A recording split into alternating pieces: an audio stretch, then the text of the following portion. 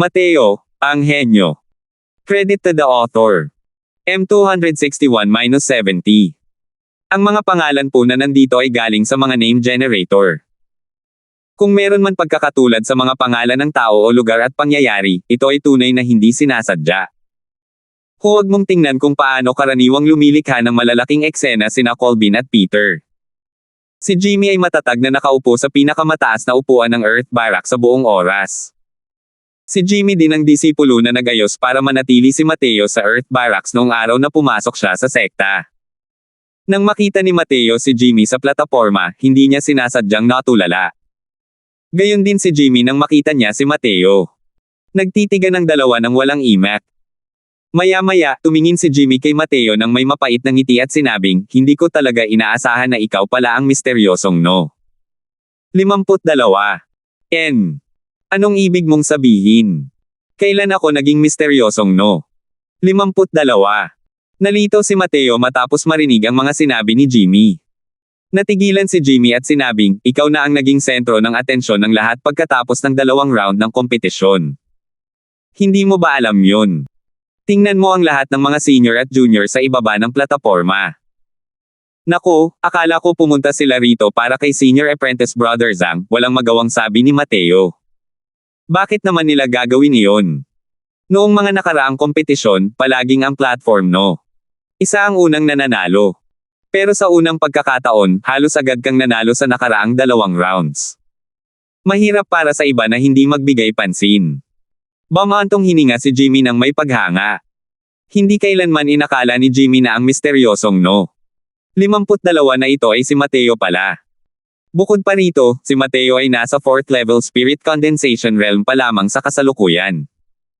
Gaano ba kalakas ang kanyang lakas para manalo ng madali sa nakaraang 2 round? Kahit na mas mataas siya ng 5 minor realm kay Mateo, hindi namamalayang nakaramdam ng pagkakasala si Jimmy. Kapag naalala niya kung paano pa rin niya nararamdaman na mas mataas pa rin siya sa harap ni Mateo, nakakatuwa itong isipin ngayon. Gayunpaman, si Jimmy ay isa ring mapagbigay na tao. Mabilis siyang nakaramdam ng kapanatagan. Nang maalala ang mga kilos ni Senior Apprentice Brother Mo noon, napansin niya na may ilang mga abnormalidad. Malamang, alam na ni Senior Apprentice Brother Mo noong panahong iyon na ang lakas ni Mateo ay posibleng umabot na sa antas ng Heaven Barracks, tama ba?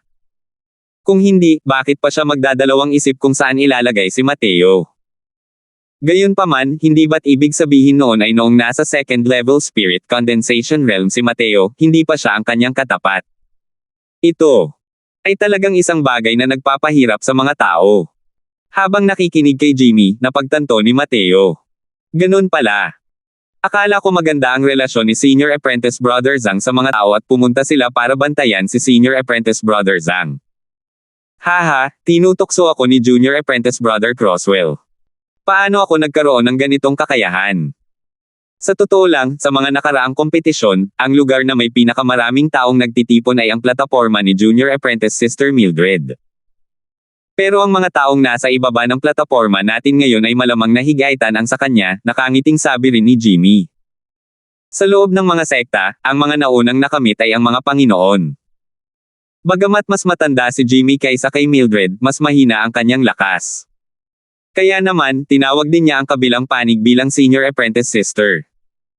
Napatawa si Mateo nang marinig iyon at sinabing, sana ay hindi ako sisihin ni Senior Apprentice Sister Mildred sa pag-agaw sa kanya ng atensyon. Habang nag-uusap, opisyal nang nagsimula ang 3 round. Matapos magbati ang magkabilang panig, sinabi ni Jimmy, nang makita ko si Junior Apprentice Brother Crosswell noon, nagkamali talaga ako ng panghuhusga. Hindi ko akalain na ang lakas pala ni Junior ay talagang napakalakas. Gayunpaman, gagawin ko ang aking makakaya mamaya. Sana ay hindi maging kuripot sa paggabay si Junior Apprentice Brother Crosswell. Natural lang na umasa si Mateo ng husto para dito. Ngumiti siya at sinabing, hindi ako maglalakas loob. Malinaw na gagawin din ng nakababatang kapatid na ito ang lahat. Pakiusap. Pakiusap. Nagsenyes na magsimula ang dalawa nang biglang tumaas ang kanilang mga aura. Lilay ang malinaw na alulong. Ang espadang hawak ni Jimmy ay nanginig ng matindi at nagpakawala ng mga alon ng mahinang sigaw. Hindi mabilang na asul na espada chi ang nakaunat, diretso kay Mateo. Kaagad, isa itong napakalakas at matalas na galaw. Hindi pwede. Agad na pinakawalan ni Senior Apprentice Brother Zhang ang Purple Yang Clear Howl. Hindi ba't katawa-tawa ito? Napakatindi at matalas na espadang chi, sinanay na ba ni Senior Apprentice Brother Zhang ang Purple Yang Clear Howl papunta sa Great Circle Realm? Ang Purple Yang Clear Howl ay isang napakalakas na galaw sa ikalawang patong ng Azure Deeper Purple Yang Sword Art. Sinanay na ito ni Senior Apprentice Brother Zhang papunta sa Great Circle Realm nang hindi nalalaman ng sinuman. Tunay na karapat-dapat na maging pinakamataas na upuan ng Earth Barracks. Base lang sa hakbang na ito, maaaring makapasok si Senior Apprentice Brother Zhang sa top 10 at maging isang disipulo ng Heaven Barracks.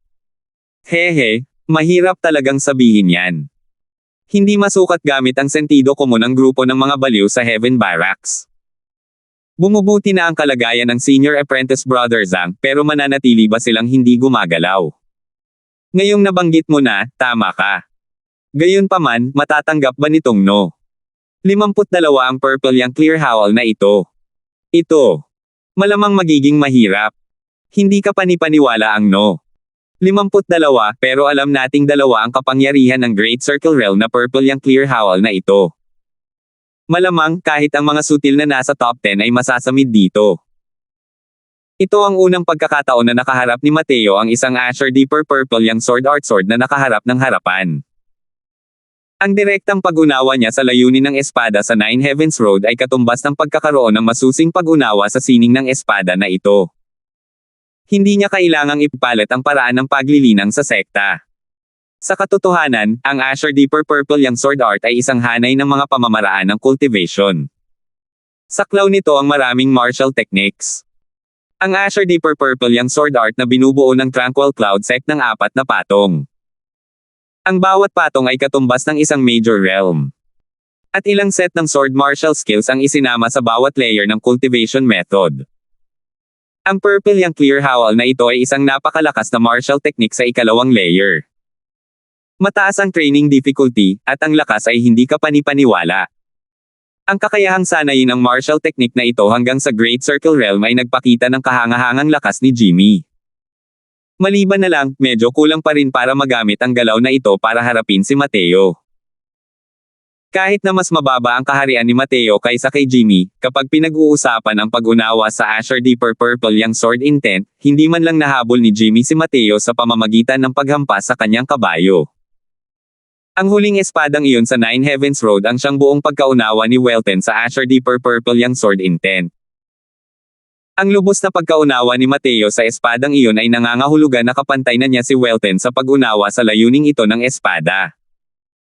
Ang galaw na ito ng Purple Yang Clear Howl mula kay Jimmy ay halos kapantay ng unang 10% ng huling 333 baitang sa Nine Heavens Road. Masyadong malayo ang pagkakaiba sa huling galaw ng espada. Siyempre, ang kalamangan ni Jimmy ay ang kanyang cultivation realm. Kahit na parang basura ang isang sword move na may pinakamataas na lakas sa 9th level Spirit Condensation Realm, napakalaki rin ang magiging pinsala sa isang 4th level Spirit Condensation Realm. Lalo na ang katotohanang ang Azure Deeper Purple Yang Sword Art mismo ay napakalakas. Ngayon, ang tanging nakita ko na lang ay umiikot si Mateo at iwinawagayway ang kanyang espada ng paalang. Hindi isang sinag ng espada ang pinakawalan, kundi hindi mabilang na sinag ng sword chi. Sa hangin, ang mga sinag ng asul na espadang chi ay nagbanggaan at ang mahinang dilaw na espadang chi. Matapos ang bawat pagbangga ng espadang chi, ito ay nagiging wala. Pagkatapos ng ilang paghinga, wala ni isa sa hindi mabilang na sword chi na pinakawalan ni Jimmy ang nakalusot sa sword chi ni Mateo para maabot si Mateo. Nako! Diyos ko! Paano niya nagawa yun? Isang espada lang ang pinakawalan ng no. 52. Nabasag ng ganito ang Purple Yang Clear Howl. Napakahirap isipin. Nakita mo ba yon? Ang sword strike mula sa no. 52 ay hindi man lang isang teknik. Isa lamang itong simpleng hiwa. Pero paanong ang sword strike na yun ay makakagawa ng ganito kalaking sword chi? Hindi ko na kaya. Hindi ko na kaya. Masyadong perwisyo ang no. 52 na ito. Ang Purple Yang Clear Howl ay nasa ikatlong pwesto sa lahat ng galaw sa ikalawang patong, at napakadali niya itong nabasag. 262. Lila na pag-iilaw na asul na nagyelo. Sa plataporma bulang. Isa, mahinang sumigaw si Tov Ian, at natalo ang kanyang kalaban. Sa ikatlong round, ang anunsyo ng pagkapanalo bilang no. Isa ang unang lumabas. Pero wala pa ring taong nagbibigay pansin sa mga ganoong bagay. Kahit si Tov Ian mismo ay wala sa mood na makinig sa boses na ito. Diretso siyang naglakad pababa ng plataporma at tumungo sa plataporma kung saan naghaharap sina Mateo at Jimmy. Sayaw ng Phoenix, siyam na langit. Sa plataporma bulang. 2, sigaw din ni Mildred, ang pulang seda sa kanyang mga kamay ay humawak sa kanyang kalaban sa kakaibang paraan, kaya madali niya itong natalo. Ganito rin ang nangyari sa maraming disipulong nasa top 10. Gusto nilang lahat na sumugod para manood sa plataporma kung saan naroon ang no. 52. Anong klaseng Diyos ba itong misteryosong no? 52. Sa mismong sandaling ito, ang kompetisyon para sa mga piling disipulo ay umabot na rin sa matinding antas. Ang bilang ng mga piling disipulo ay permanenteng nakatakda tulad ng mga pangunahing disipulo. Maliban na lang, mayroon lamang 20 piling disipulo sa lahat ng oras. Ang 20 taong ito ay masasabing ang pag-asa ng sekta sa hinaharap. Iba ang kompetisyon para sa mga piling disipulo kumpara sa mga pangunahing disipulo. Sa bawat malaking kompetisyon, lahat sila ay lumaban sa mga umiikot na labanan. 20 katao, ibig sabihin din yan ay kailangang makaranas ng 19 na umiikot na labanan ang bawat tao. Kung sino ang mananalo ng pinakamaraming laban sa huli ay siyang magiging unang ranggo. At ang mga nasa huling 3 ranggo ay kailangang sumailalim sa huling laban kasama ang nangungunang 3 pangunahing disipulo upang matukoy kung sino ang mananatili at kung sino ang aalis. Sa plataporma bulang. 3, isang kabataang nakasuot ng kasuotang panglaban ang nagpakawala ng sunod-sunod na mga silhwete ng kamao, tinalo ang kanyang kalaban hanggang sa kaya na lamang nitong pigilan ang mga suntok at wala ng kahit kaunting lakas para gumanti. Para lang makita siyang umatras sa momentum ng kanyang kamao at sumigaw ng mahina, Boundless Tyrant Feast. Para lamang makarinig ng isang kalabog, ang kanyang kalaban ay napatalsik palabas ng plataporma. Senior Apprentice Brother Woody, ang lakas talaga ng fist art mo. Napaka-perpekto. Reklamo ng natalong binata. Noong nasa plataporma siya kanina, ang Senior Apprentice Brother Woody na iyon ay walang kapantay na malupit at may aura na humahamak sa lahat ng may buhay. Pero sa kasalukuyan, si Senior Apprentice Brother ay maamo tulad ng isang kapitbahay. Napakalaki ng nangyari bago at pagkatapos. Nahirapan ng iba na paniwalaan na sila nga ang iisang tao. Ang Senior Apprentice Brother Woody na ito ay tinatawag na Woody Teamer, ang karapat-dapat na pinuno ng mga piling disipulo. Karaniwang madaling pakisamahan ang taong ito. Hindi siya nagpapanggap na isang senior. Hindi kayang isipin ng mga disciple na hindi siya kilala na siya ang pinuno ng mga piling disciple. Ngunit nang magsimula ang labanan, para bang sinapian si Woody ng Diyos ng digmaan, nababaliw sa kanyang kalaban hanggang sa hindi na sila makahinga. Mula sa simula ng engranding kompetisyon hanggang ngayon, mahigit kalahati ng mga laban para sa mga piling disipulo ang pumasa. Si Woody ang nanguna sa mga resulta ng labanan na may kumpletong tagumpay. Sa totoo lang, parang pangkaraniwan na lang itong nangyayari sa kanya. Ang nakipaglaban sa kanya kanina ay tinatawag na Wilson Cheng. Medyo kulang ang kanyang lakas sa mga piling disipulo. Ngayong paulit-ulit siyang natatalo sa laban ngayon, malib na lang kung walang aksidente, dapat ay isa siya sa 3 nasa huling pwesto. Nang makitang nagreklamo si Wilson, ngumiti si Woody ng mainit at sinabing, paano magkakaroon ng perpektong fist art? Hindi mo lang talaga sila nakita. Kung si Senior Apprentice Brother mo o Senior Apprentice Brother White yan, ang fist art ko na ito ay puno ng mga kapintasan. Bahagyang kumaibot ang sulok ng bibig ni Wilson nang sabihin niya, pareho silang mga personal na disipulo na mas naunang pumasok sa sekta kaysa kay Senior Apprentice Brother Woody. Sa hinaharap, ang mga nagawa ni Senior Apprentice Brother Woody ay tiyak na hindi mababa sa kanila. Bukod pa rito, si Senior Apprentice Brother Woody ay mag-aaral ng daw ng paggamit ng fist arts. Ang pagkakaroon ng ganitong mga nagawa ay talagang mahirap makamit. Sina Julian, Lester White, at ang mga taong ito ay tinanggap bilang mga personal na disipulo ng pinuno ng bulwagan. Bagamat sila ay mga disipulo pa rin, hindi na nila kailangang lumahok sa kompetisyon sa pagitan ng mga disipulo. Ang kailangang gawin ng mga personal na disipulo ay sumunod sa kanilang Panginoon upang maglinang, at madalas silang ipapadala upang magsagawa ng ilang misyon. At ang kanilang katayuan sa sekta ay hindi na talaga nakababa sa mga ordinaryong elder. Tumawa ng mahina si Woody at hindi na itinuloy ang usapan. Sa halip, tumawa siya at sinabing, "Little Wilson, parang medyo nagpapabiye ka nitong mga nakaraang araw. Ang dami mo talagang natalo sa engranding kompetisyong ito." Napangiti si Wilson nang marinig iyon at sinabing, "Hay nako. Senior Apprentice Brother Woody, hindi naman sa nagpapabiya ako, kundi dahil mabilis kayong umunlad. Hindi ko na kayang sundan ang mga yap ninyo. Hindi ko na pag-uusapan pa iyan. Senior Apprentice Brother Woody, may oras pa tayo ngayon. Maaari ba kitang samahan sa lugar ng mga pangunahing disipulo para tingnan at hanapin ang kalaban? Gusto kong makita kung gaano kalaki ang umunlad ni Tov Ian." Mahinahon ang ugali ni Woody at hindi tumanggi. Tumanggaw siya at sumama kay Wilson papunta sa lugar ng mga pangunahing disipulo. Anong problema? Huwag mong sabihing tapos na ang lahat. Saan napunta ang lahat ng tao? Lumapit si Wilson para tingnan.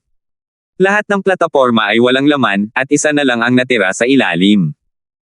Parang may mga eskinita talaga na walang laman. Medyo kakaiba. Sino ang nakikipaglaban sa platapormang iyan? Bakit ang daming nanonood? Nagtataka rin si Woody. "Tara, pumunta tayo roon at tumingin din," sabi ni Wilson. Nang lumapit ang dalawa, hindi sinasadyang naging matalim ang tingin ni Woody. Sa plataporma, sumili ang liwanag ng espada habang mabilis na umaagos ang sword chi. Isang binata na mukhang hindi pamilyar ang nakakulong sa isang labanan kay Jimmy ng Earth Barracks. Ang pinaka nakakatakot ay ang kabataan ay nasa ika-4 na antas lamang ng Spirit Condensation Realm. Ngunit ang kanyang mga nagawa sa sword art ay napakagaling, kaya naman napanganga ang mga tao sa pagkamangha. Ang kakayahang lumaban ng ganito kalakas gaya ng isang 4th level Spirit Condensation Realm laban sa isang peak 9th level Spirit Condensation Realm ay nagpakita ng lakas ng kabataang ito. Kailan lumitaw ang isang kakatwang kabataan sa Tranquil Cloud Sect? Senior Apprentice Brother Woody, dali, tingnan mo, nanoon din si Tov Ian na nanonood ng laban. Sina Mildred at Chadwick din. Lahat sila ay nanonood ng kompetisyon ng binata. Gulat na bulalas ni Wilson na parang nakatuklas ng isang bagong kontinente. Tumanggaw si Woody at sinabing, "Iniisip ko kung sino ang binata na ito." Ang isang 4th level Spirit Condensation Realm ay talagang may ganitong lakas sa pakikipaglaban. Ang mga tao sa ibaba ng entablado ay matagal nang nabighani sa panunood. Mahigit 100 rounds nang naglaban sina Mateo at Jimmy at hindi pa rin matukoy kung sino ang mananalo. Ang pagkaunawa ni Mateo sa layuning gumamit ng espada ay nagpahiya sa lahat sa kanilang kakulangan. Kahit gaano pa man ka-unpredictable ang mga espadang pinakawalan ni Jimmy, madali itong malulutas ni Mateo. Gayunpaman, napakalakas din talaga ng lakas ni Jimmy.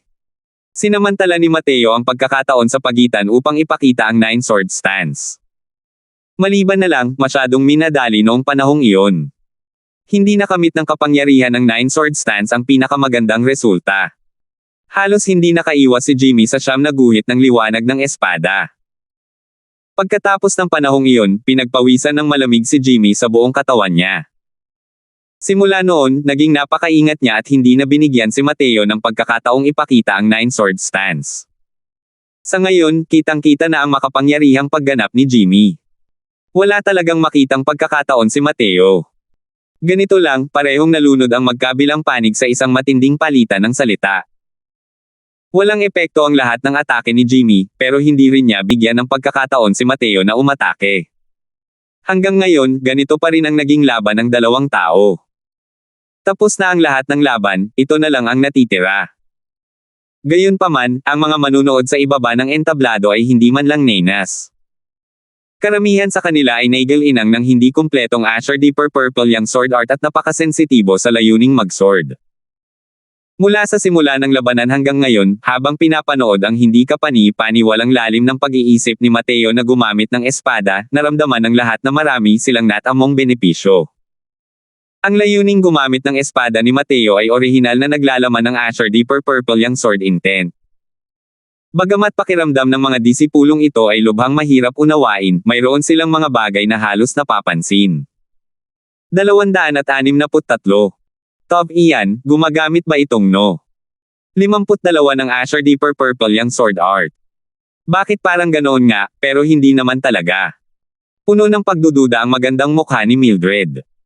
Napuno ng pagkamangha ang mga mata ni Tov Ian ng mga sandaling iyon. Kung pag-uusapan ng pag-unawa sa Azure Deeper Purple yang sword art, wala siyang kapantay sa mga nakababatang henerasyon. Bagamat si Woody ay isa sa mga piling disipulo, ang kanyang espesyalisasyon ay mga teknik sa paggamit ng kamao, at hindi ang pundasyon ng sekta, ang Azure Deeper Purple yang sword art. Kung pag-uusapan ng cultivation skill na ito, si Tov Ian ang numero 1 simula nang bumalik mula sa Nine Heavens Road. Dahil lang sa mga limitasyon ng cultivation realm, ang lakas niya ay hindi pa maihahambing sa mga piling disipulo. Maliban na lang, nang makita niya ang paghaharap ni na Mateo at Jimmy, nakaramdam siya ng malalim na sensasyon. Ang ganoong klase ng sensasyon ay para bang kaharap niya ang huling espada sa Nine Heavens Road. Hindi, tila mas malalim pa ito kaysa sa espadang iyon. Ito kaya ang pagtahak sa sarili mong landas na tinutukoy ni Mateo. Umiling si Tov Ian at sinabing, hindi ko rin alam. Ang alam ko lang ay umabot na sa puntong nasa kamay na niya ang pag-unawa niya sa Azure Deeper Purple yang sword art. Simula nang makipaglaban siya kay Jimmy hanggang ngayon, hindi man lang siya gumamit ng kahit anong galaw, pero mga galaw na walang porma at panalo iyon. Paano siya maihahambing sa iyo? Tanong ni Mildred. Hindi isang tagapagtatanim ng espada si Mildred at hindi siya masyadong sensitibo sa layuning gumamit ng espada. Ngumiti si Tov Ian ng mapait at sinabing, walang paraan para magkumpara. Hindi napansin ni Mildred ang ekspresyon ni Tov Ian at nakahinga ng maluwag, iyon nga ang sinabi ko. Paano magiging katapat mo ang isang 4th level spirit condensation realm? Halos pantay ang tugma nila ni Jimmy. Wala talagang makakapantay sa iyo. Para sa isang mapagmataas na anak ng langit, ang kanilang pinakamalaking kinatatakutan ay ang mapalitan ng isang bagong dating tulad ni Mateo na biglang lumitaw. Kahit ang isang napakagandang tulad ni Mildred ay hindi ligtas dito. Para sa mga henyo tulad ni Tov Ian at Mildred, sila lang ang nakakahigit sa iba. Kailan pa sila nahihigitin ng iba? Ngayong biglang lumitaw ang isang misteryosong no. 52, napakalaki ng epekto nito sa kanila. Likas sa kalooban ni Mildred na hindi siya malagpasan ni Mateo. Kahit na malampasan pa siya, kailangan pa rin itong mangyari pagkalipas ng ilang panahon. Nasa 4th level spirit condensation realm pa lang si Mateo. Nakakahiya ang madaig niya ng ganito sa unang grand competition pagkatapos niyang pumasok sa SEC. Hindi ito dahil makitid ang isip ni Mildred kundi dahil likas itong tao. Hindi lang siya, kundi pati na rin sina Tov Ian, Chadrick, at ang iba pa ay mayroon din nito. Kung hindi, bakit pa nila iisiping tapusin ang sarili nilang laban para pumunta rito at manood ng laban? Natigilan si Tov Ian, saka tumawa ng mapait at sinabing, hindi iyon. Mas malakas ang pagkakaintindi ni Mateo kay Sword daw kaysa sa akin. Huwag mong tingnan kung gaano ako kalakas kaysa kay Jimmy. Kung ako ang nasa platapormang iyon ngayon, hindi magiging mas maganda ang sitwasyon ng labanan kaysa sa kanya. Nanlaki ang mga mata ni Mildred nang hindi makapaniwalang sabihin niya, paano nangyari iyon? Malinaw na mas malakas ka kaysa kay Jimmy. Ang ibig sabihin ni Mildred ay halos pareho ang lakas ni na Mateo at Jimmy habang si Tov Ian ay mas malakas kaysa kay Jimmy. Kung gayon, natural na mas malakas ang lakas ni Tov Ian kaysa kay Mateo. Umiling si Tov Ian at sinabing, kayang-kaya ni Mateo na labanan si Jimmy hanggang sa maging tabla bilang isang 4th level spirit condensation realm, bakit sa tingin mo ganoon? Napaisip si Mildred at sinabing, dapat ay dahil iyon sa kanyang layuning mag-espada, hindi ba? Tumanggaw si Tov Ian at sinabing, mas malakas ako kay Jimmy dahil mas malalim ang pagkakaintindi ko sa Azure Deeper Purple yang sword art kaysa sa kanya. Pero mas malakas ang pagkakaintindi ni Mateo sa sword intent kaysa sa akin. Kahit anong sword move ang gamitin ko, madali niya itong malulutas. Paano ako lalaban ng ganito? Nag-aatubiling sabi ni Mildred, hindi ba't ibig sabihin niyan ay hindi niya kapareha ang lahat ng naglilinang ng sword daw sa sekta? Sabi ni Tov Ian, mabuti na lang at ganoon ang sitwasyon sa mga disipulo. Ito. Paano ito nangyari? Humph. Hindi ako naniniwala. Kailangan ko siyang talunin. Tumanggi si Mildred na aminin ang pagkatalo. Tumawa ng mahina si Tove Ian at hindi nagsalita. Sa totoo lang, inaabangan din ni Tove Ian ang pag-aaway ni na Mildred at Mateo. Hindi nigil-inang si Mildred ng sword daw. Gaano man kalakas ang intensyon ni Mateo na gumamit ng espada, hindi nito maaapektuhan ang pagganap ni Mildred. Si Mildred ay may kalahating hakbang na lakas sa Crystal Formation Realm. Paano ito lulutasin ni Mateo? Sa plataporma, ang laban ni na Mateo at Jimmy ay umabot na sa matinding init. Biglang binawi ni Jimmy ang kanyang espada at tumayo roon, sinabi kay Mateo, "Teka." Huminto rin si Mateo at nagtanong, anong gabay ang mayroon si Senior Apprentice Brother Zhang? Kalmadong tumawa si Jimmy at sinabing, hindi ko inakalang ganito pala kataas ang mga natamo ni Junior Apprentice Brother Crosswell sa sword daw. Inamin na ni Jimmy ang pagkatalo. Sunod, ilalabas ko ang pinakamalakas kong espada.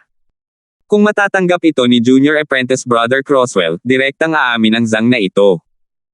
Ngumiti si Mateo at sinabing, sige, Senior Apprentice Brother Zhang. Pumikit si Jimmy at huminga ng malalim. Itinaas niya ang espada sa kanyang kamay. Bigla na lang, kumislap ang lilang kidlat sa paligid ng espada ni Jimmy. Isang napakalakas na aura ang kumawala. Si Purple Lightning Asher Frost yan. Na-master na ni Senior Apprentice Brother Zhang ang Purple Lightning Asher Frost. Balis ang sabi ng isang tao sa ibaba ng entablado. Ito ang pangalawang pinakamalakas na galaw sa ikalawang patong. Iilang tao lang sa sekta ang makakaintindi nito. Dahil naunawaan na ni Senior Apprentice Brother Zhang ang Purple Lightning Asher Frost, dapat ay mapasama na siya sa top 10 ngayon. Pero, epektibo ba ang hakbang na ito laban sa No? 52. Sama-samang hindi makapagsalita. Ang sword art ni Mateo na nagbubuhat ng mabibigat na parang magaan ay yumanig na sa puso ng lahat. Sa sobrang tagal ng labanan, binigyan ni Mateo ang lahat ng pakiramdam na kaya niyang basagin ang kahit anong uri ng espada kahit ano paman. Hindi siya matatalo. Purple Lightning Asher Frost. Mahinang sigaw ni Jimmy. Ang kulay lilang kidlat na hinaluan ng kulay asul na mga sinag ng espada ay tumama patungo kay Mateo. Pero ang sinasabing pinakamalakas na galaw ni Jimmy ay hindi naman talaga naging malaking banta kay Mateo. Hindi naging epektibo kay Mateo ang lahat ng galaw ng espada ng Asher Deeper Purple yang sword art. Maliban na lang kung katulad sila ni Julian, isang martial artist na mas mataas sa isang major realm kaysa kay Mateo. Sa ganoong paraan, magagamit nila ang lubos na lakas para durugin si Mateo. Nakita ko lang si Mateo na gumawa ng isang saksak na galaw, at direktang tinanggap ang ataking ito. Sa ilalim ng naguguluhang mga titig ng lahat, ang marahas na lilang kidlat at asul na sword chi ay pumasok sa dulo ng espada ni Mateo at naglaho. Ang pinakamalakas na galaw ay hindi talaga nakapagpasigla kahit isang alon. Hindi naman kasing lungkot ni Jimmy ang inaakala niya. Sa halip, ngumiti siya ng bahagya at sinabing, talo ako. Ngumiti si Mateo at sinabing, salamat sa pagpayag, Senior Apprentice Brother Zhang. Hindi naman. Hindi ako sumuko. Inilabas ko na ang lahat ng meron ako pero wala akong nagawa sa'yo. Kung pareho lang ang cultivation realms natin, sa palagay ko matatalo rin ako agad. Hindi ko talaga inakalang ganito pala kalakas si Junior Apprentice Brother Crosswell. Sabi ni Jimmy na may medyo emosyonal na buntong hininga. Ngumiti si Mateo pero hindi na sumunod. Hindi magiging labis na mayabang si Mateo, ngunit hindi rin naman siya magpapakumbaba ng labis. Kung magkapareho lang ang kanilang mga nasasakupan, madali niyang matatalo agad si Jimmy. Pero natural lang na hindi magyayabang si Mateo tungkol sa ganoong bagay. Marami akong napanalunan sa labanang ito. Papasok ako sa isang saradong lugar habang naroon pa ang sensasyon mula sa labanan kanina. Junior Apprentice Brother Crosswell, hangad ko ang lahat ng pinakamahusay sa iyong mga laban sa likuran. Column. Pagkatapos, umalis si Jimmy ng palutang-lutang nang hindi man lang lumingon. Platform No. 13, No. 52 panalo. Biglang narinig ang boses ni Elder Feng, binasag ang tahimik at nakakabinging eksena. Tiningnan ni Woody ang figure sa plataporma at nakangiting sinabi kay Wilson, mukhang may isa pang interesanteng kalaban sa malaking kompetisyong ito. Nagpakita ng mapait na mukha si Wilson at sinabing, nakakatuwa ba ito? Bakit parami ng parami ang mga kakatwa? 264. Saan ba naman kasi nanggaling itong no? 52 na to. Ang galing niya talaga sa sword arts. Hindi ba? Ginamit pa nga ni Senior Apprentice Brother Zhang ang Purple Lightning Asher Frost, pero wala itong silbi laban sa no. 52. Nabalitaan kong kakaakyat lang niya mula sa sekular na mundo. Paano nangyaring ang lupang iyon ng mga makamundo ay nagbunga ng isang kakaibang nilalang? Nabalitaan kong wala pa raw siyang 16 na taong gulang. Kahit na naliwanagan na siya tungkol sa daw sa sinapupunan pa ng kanyang ina, imposibleng umabot pa sa ganoong antas, di ba? Ang pagkatalo ni Mateo kay Jimmy ay nagdulot ng malaking kaguluhan sa mga disipulo ng sect. Mabilis na nakilala ng lahat ng mga disipulo ang pangalan ni Mateo. Nasaksihan din ni Colby ang laban ni Mateo at Jimmy. Natuwa siya na hindi siya nakahanap ng problema kay Mateo noon. Kung hindi, malaki ang magiging kahihiyan niya. Ngayon lang niya alam na ang pagtuturo ni Mateo ng leksyon sa kanyang nakababatang kapatid ay hindi maituturing na pampaganya. Ang lakas ni Mateo ay maaaring maghangad na makapasok sa top 3. Si Colby ay isa ring tagapagtatanim ng espada. Alam na alam niya ang husay ni Mateo sa sword daw. Kahit na naroon si Tov Ian, maaaring wala siyang makuhang kalamangan. Kung hindi dahil nakapasa si Colby sa ikatlong round, gusto rin niyang pumasok sa pag-iisa tulad ng ginawa ni Jimmy. Naniniwala si Colby na marami ang may parehong kaisipan tulad niya. Kabilang narito si Tov Ian. Hindi hinayaan ni Mateo na lumitaw ang anumang agam-agam sa kanyang isipan dahil sa pagiging isang sikat na tao. Dahil hindi ito dapat banggitin sa kanya. Sa kanyang kakayahan, kung hindi man lang niya makuha ang atensyon ng mga tao sa maliit na sekta ng isang lower realm, isa itong malaking pagkabigo. Ang kalaban ni Mateo sa ika-4 na round ay isa pa ring disipulo ng Sword Cultivator. Ang lakas ng disipulong iyon ay mas mahina kaysa kay Jimmy. Hindi na kailangang sabihin pa ang resulta. Simula sa ika-4 na round hanggang sa pagsilang ng nangungunang 4 na elite, mayroong isang disipulo na babagsak sa bawat round. Pagkatapos ng 4 na round ng labanan, lumipas ang isang araw ng ganoon lang. Napakahalaga ng labanan sa ikalawang araw. Ang mahihinang disipulo ay halos natalo lahat sa unang yugto. Ang mga natitira ay pawang mga piling tao sa mga disipulo. Ang mga labanan noong ikalawang araw ay pawang laban sa malalakas. Ang ganitong kompetisyon ay natural na 100% sulit panoorin. Ang kalaban ni Mateo sa ikalimang round ay isang top 10 expert, katulad ng isang Sword Cultivator disciple. Sa katotohanan, ang lakas ng disipulong ito ay halos kapareho ng kay Jimmy. Ang kanyang Asher Deeper Purple Young Sword Art ay sinanay din sa Purple Lightning Asher Frost. Sa simula, gusto ni Jimmy na umasa sa Purple Lightning Asher Frost para makapasok sa top 10 sa pagkakataong ito. Ngunit ang resulta ay hindi inaasahang natalo siya ni Mateo sa ikatlong round. Hindi naman nakakagulat ang kinalabasan. Matapos ang ilang paghihirap, muling nanalo si Mateo. Walang sino man ang makakaisip na magkakaroon pala ng isang 4th level Spirit Condensation Realm na nakapasok sa top 7 ngayong Grand Competition. Gayunpaman, wala talagang sino man ang hindi kumbinsido sa resultang ito. Ito ang napanalunan ni Mateo sa sunod-sunod na round, nang walang kahit kaunting panlilinlang. Sa pagitan, tinalo ni Mateo ang ilang eksperto na ang lakas ay sapat na para makapasok sa top 10. Karapat-dapat si Mateo sa top 7. Pagkatapos mong manalo sa isa pang kalaban, maaari ka nang makapasok sa top 4. Noong una, akala ko ay magugulat ka sa lahat sa isang galaw sa susunod na malaking kompetisyon. Hindi ko inakalang magagawa mo na iyon ngayon. Tumingin si Terry kay Mateo habang bumaantong hininga siya ng may emosyon. Ngumiti si Mateo at sinabing, hindi ka rin masama. Ang makapasa sa tatlong magkakasunod na round kasama ang 5th level Spirit Condensation Realm. Nasa top 25 na yan. Nagpakita si Terry ng pambihirang karangyaan dati sa mga laban, nalampasan ang lahat ng sunod-sunod na kahirapan, at sumugod hanggang sa ika-4 na round bago natalo kay Chadrick.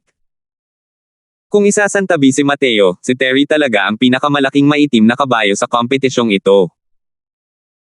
Ang lakas ng kanyang Breaking Fantasy Feast intent ay halos tumama sa lahat ng eksperto sa ilalim ng 9th level Spirit Condensation Realm. Siyempre, maituturing pa ring disente ang swerte ni Terry.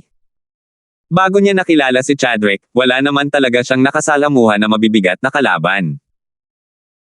Gayunpaman, ang paglakad sa baitang na ito gamit ang 5th level Spirit Condensation Realm Cultivation ay sapat na ang lakas nito. Ngumisi si Terry, halatang kontento pa rin sa resulta. Pero matapos dumaan sa malaking kompetisyong ito, sa wakas ay napagtanto rin niya kung gaano kalakas ang naunawaan niyang Breaking Fantasy Feast intent.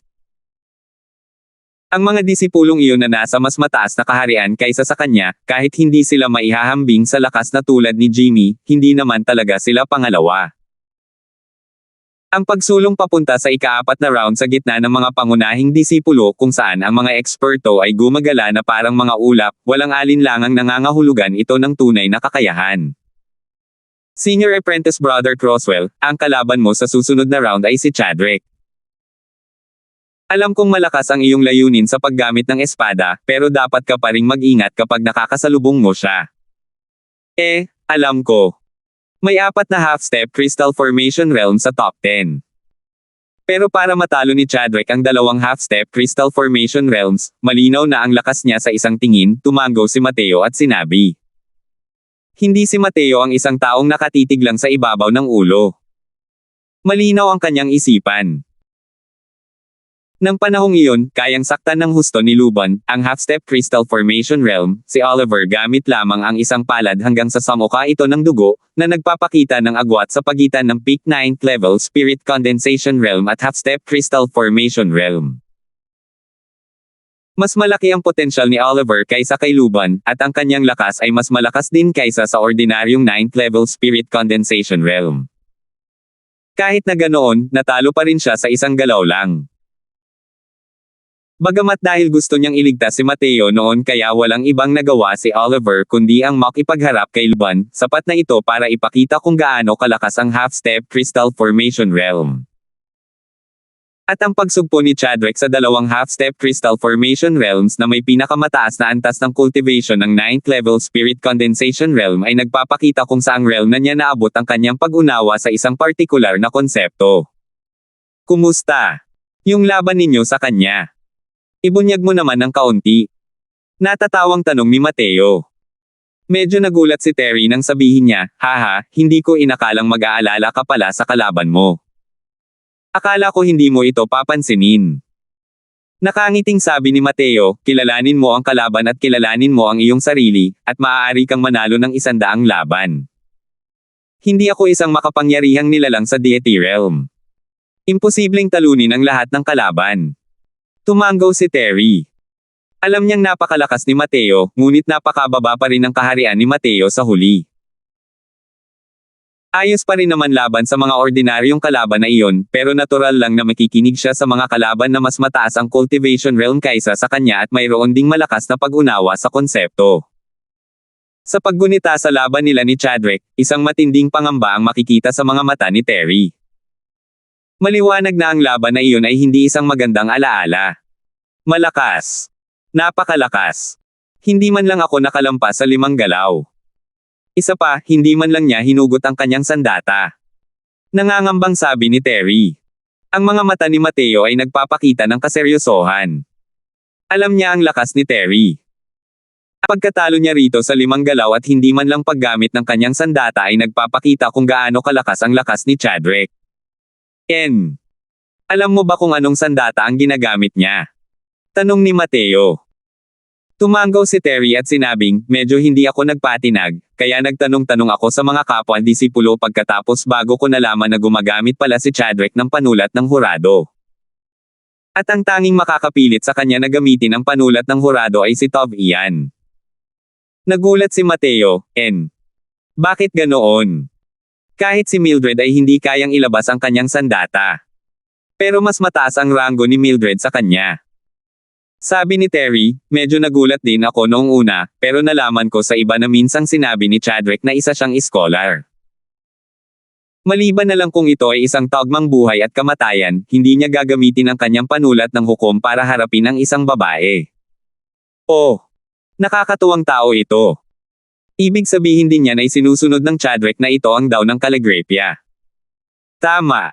Sinasabing kalahati ng oras niya araw-araw ay ginugugol sa pagsusulat at hindi sa paglilinang. Ngunit ngumisi si Mateo at ikinumpas ang kanyang mga kamay nang marinig iyon at sinabing, ang pagsusulat ay isa ring uri ng paglilinang. Ang daw ng kaligrapya, ang daw ng espada, at ang daw ng kamao ay magkakapareho. Lahat ay isang dakilang daw. Kapag nilinang hanggang sa limitasyon, ang kapangyarihan ay lubhang kakilakilabot. 265. Sa mga martial artist, ang daw ng kaligrapya ay itinuring na isang pangkaraniwang daw, isang minor daw lamang. Isang bagay na isinasagawa ng mga scholar sa pangkaraniwang mundo. Maraming martial artist ang nagsanay ng daw ng kaligrapya ngunit nabigong makamit ang anumang tagumpay. Maraming beses, lumilipas ang mga taon, ngunit ang mga natamo ay napakaliit lamang.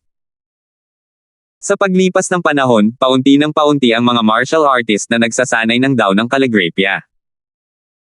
Pero sa totoo lang, kung ang isang tao ay may mga nagawa sa daw ng kaligrapya, ang kanilang lakas ay magiging mas malakas kaysa sa mga ordinaryong martial artist.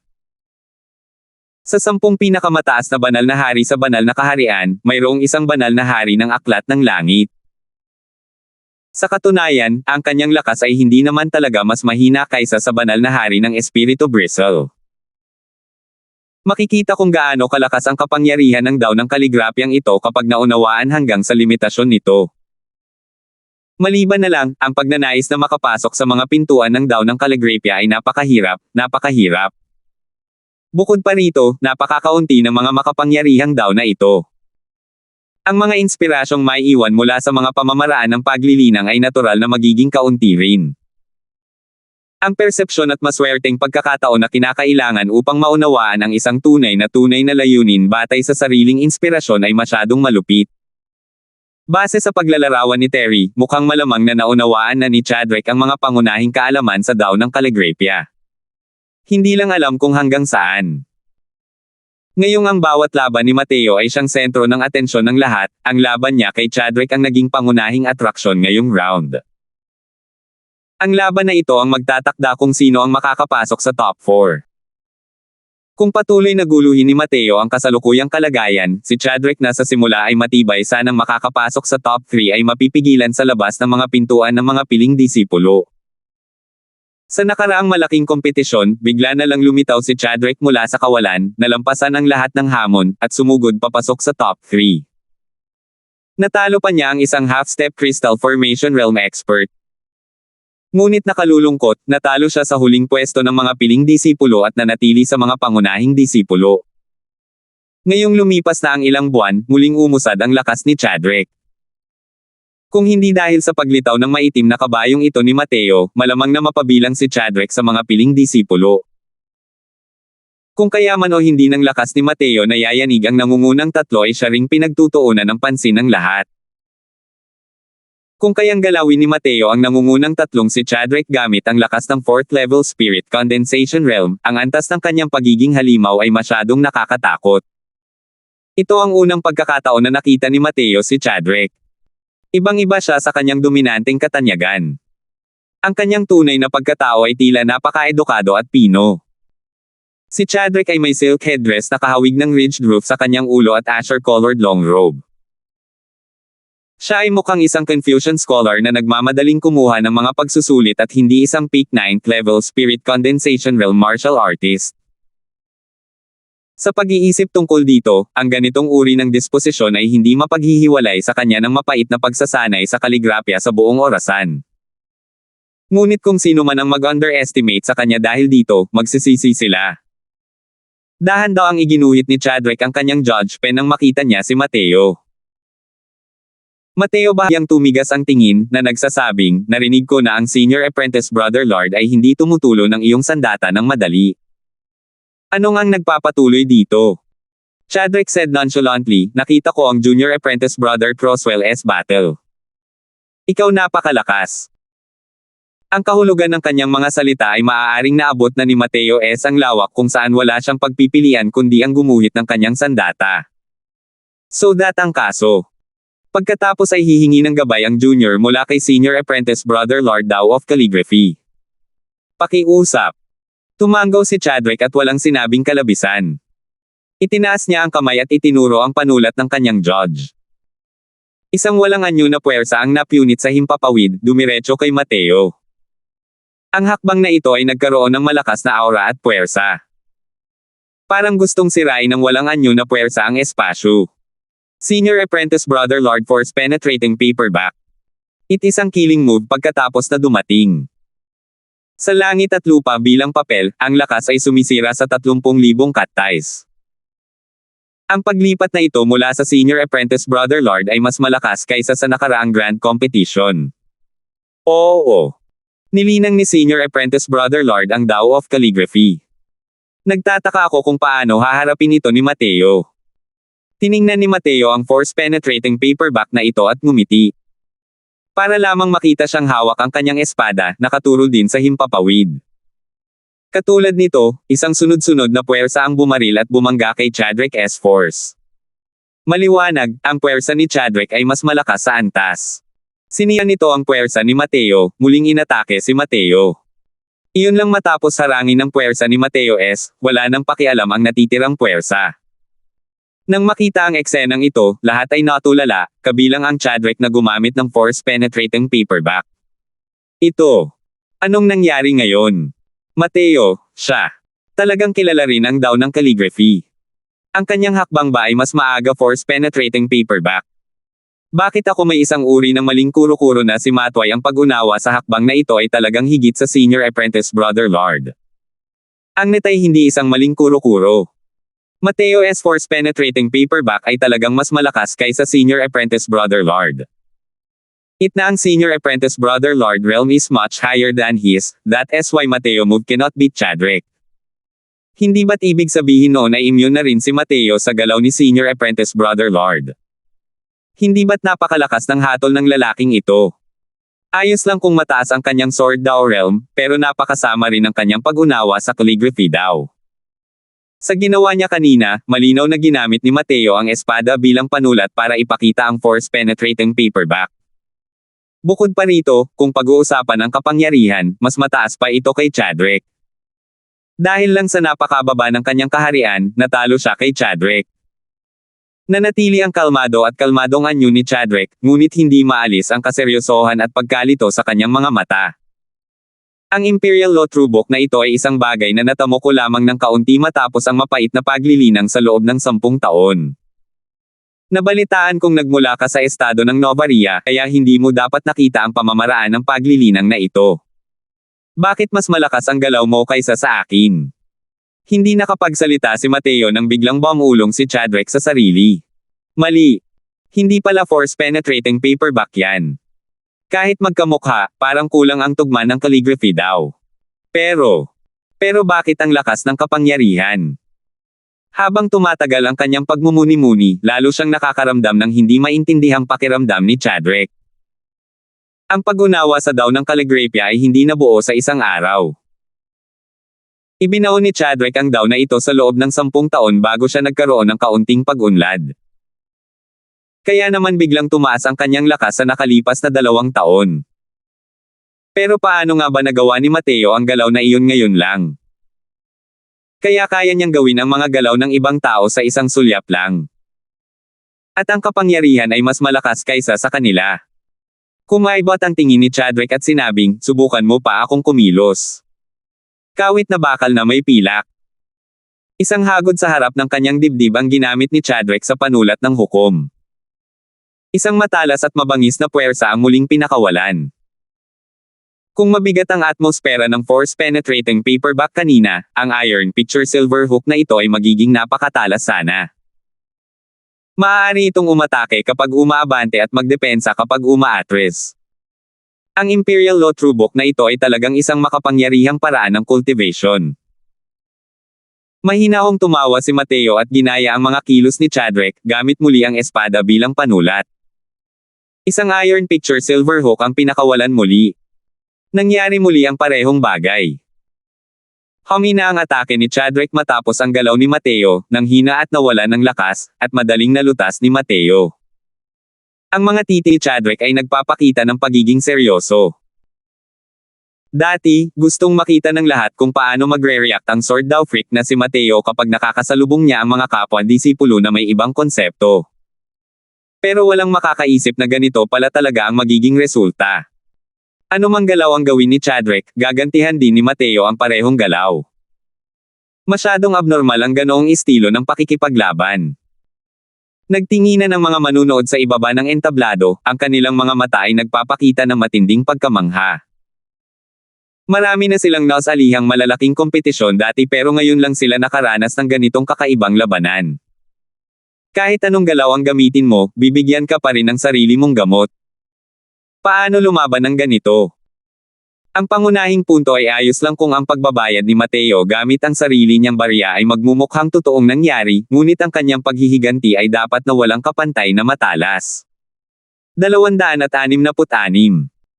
Anong nangyayari dito? Talaga kayang nalinang na ni Mateo ang Imperial Law True Book dati? Napakahirap sanayin ang Imperial Law True Book. Ang mga paghihirap na dinanas ni Senior Apprentice Brother Lord para maunlad ito hanggang sa kaharian nito ngayon ay isang bagay na hindi kayang ikumpara ni Newman.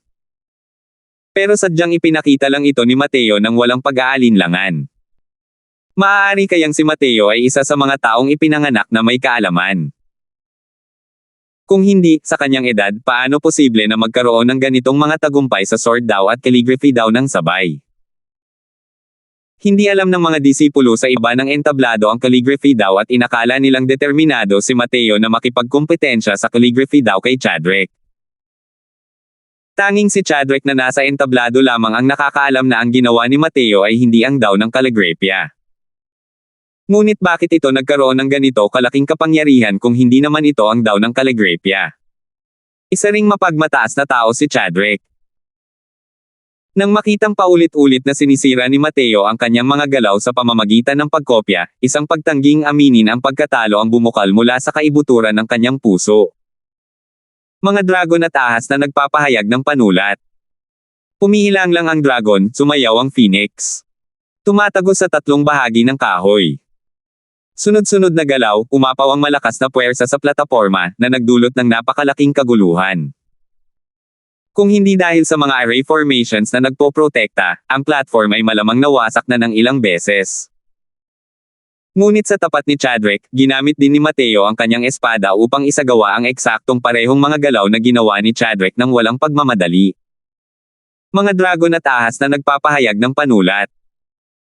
Pumihilang lang ang dragon, sumayaw ang phoenix. Tumatagos sa tatlong bahagi ng kahoy.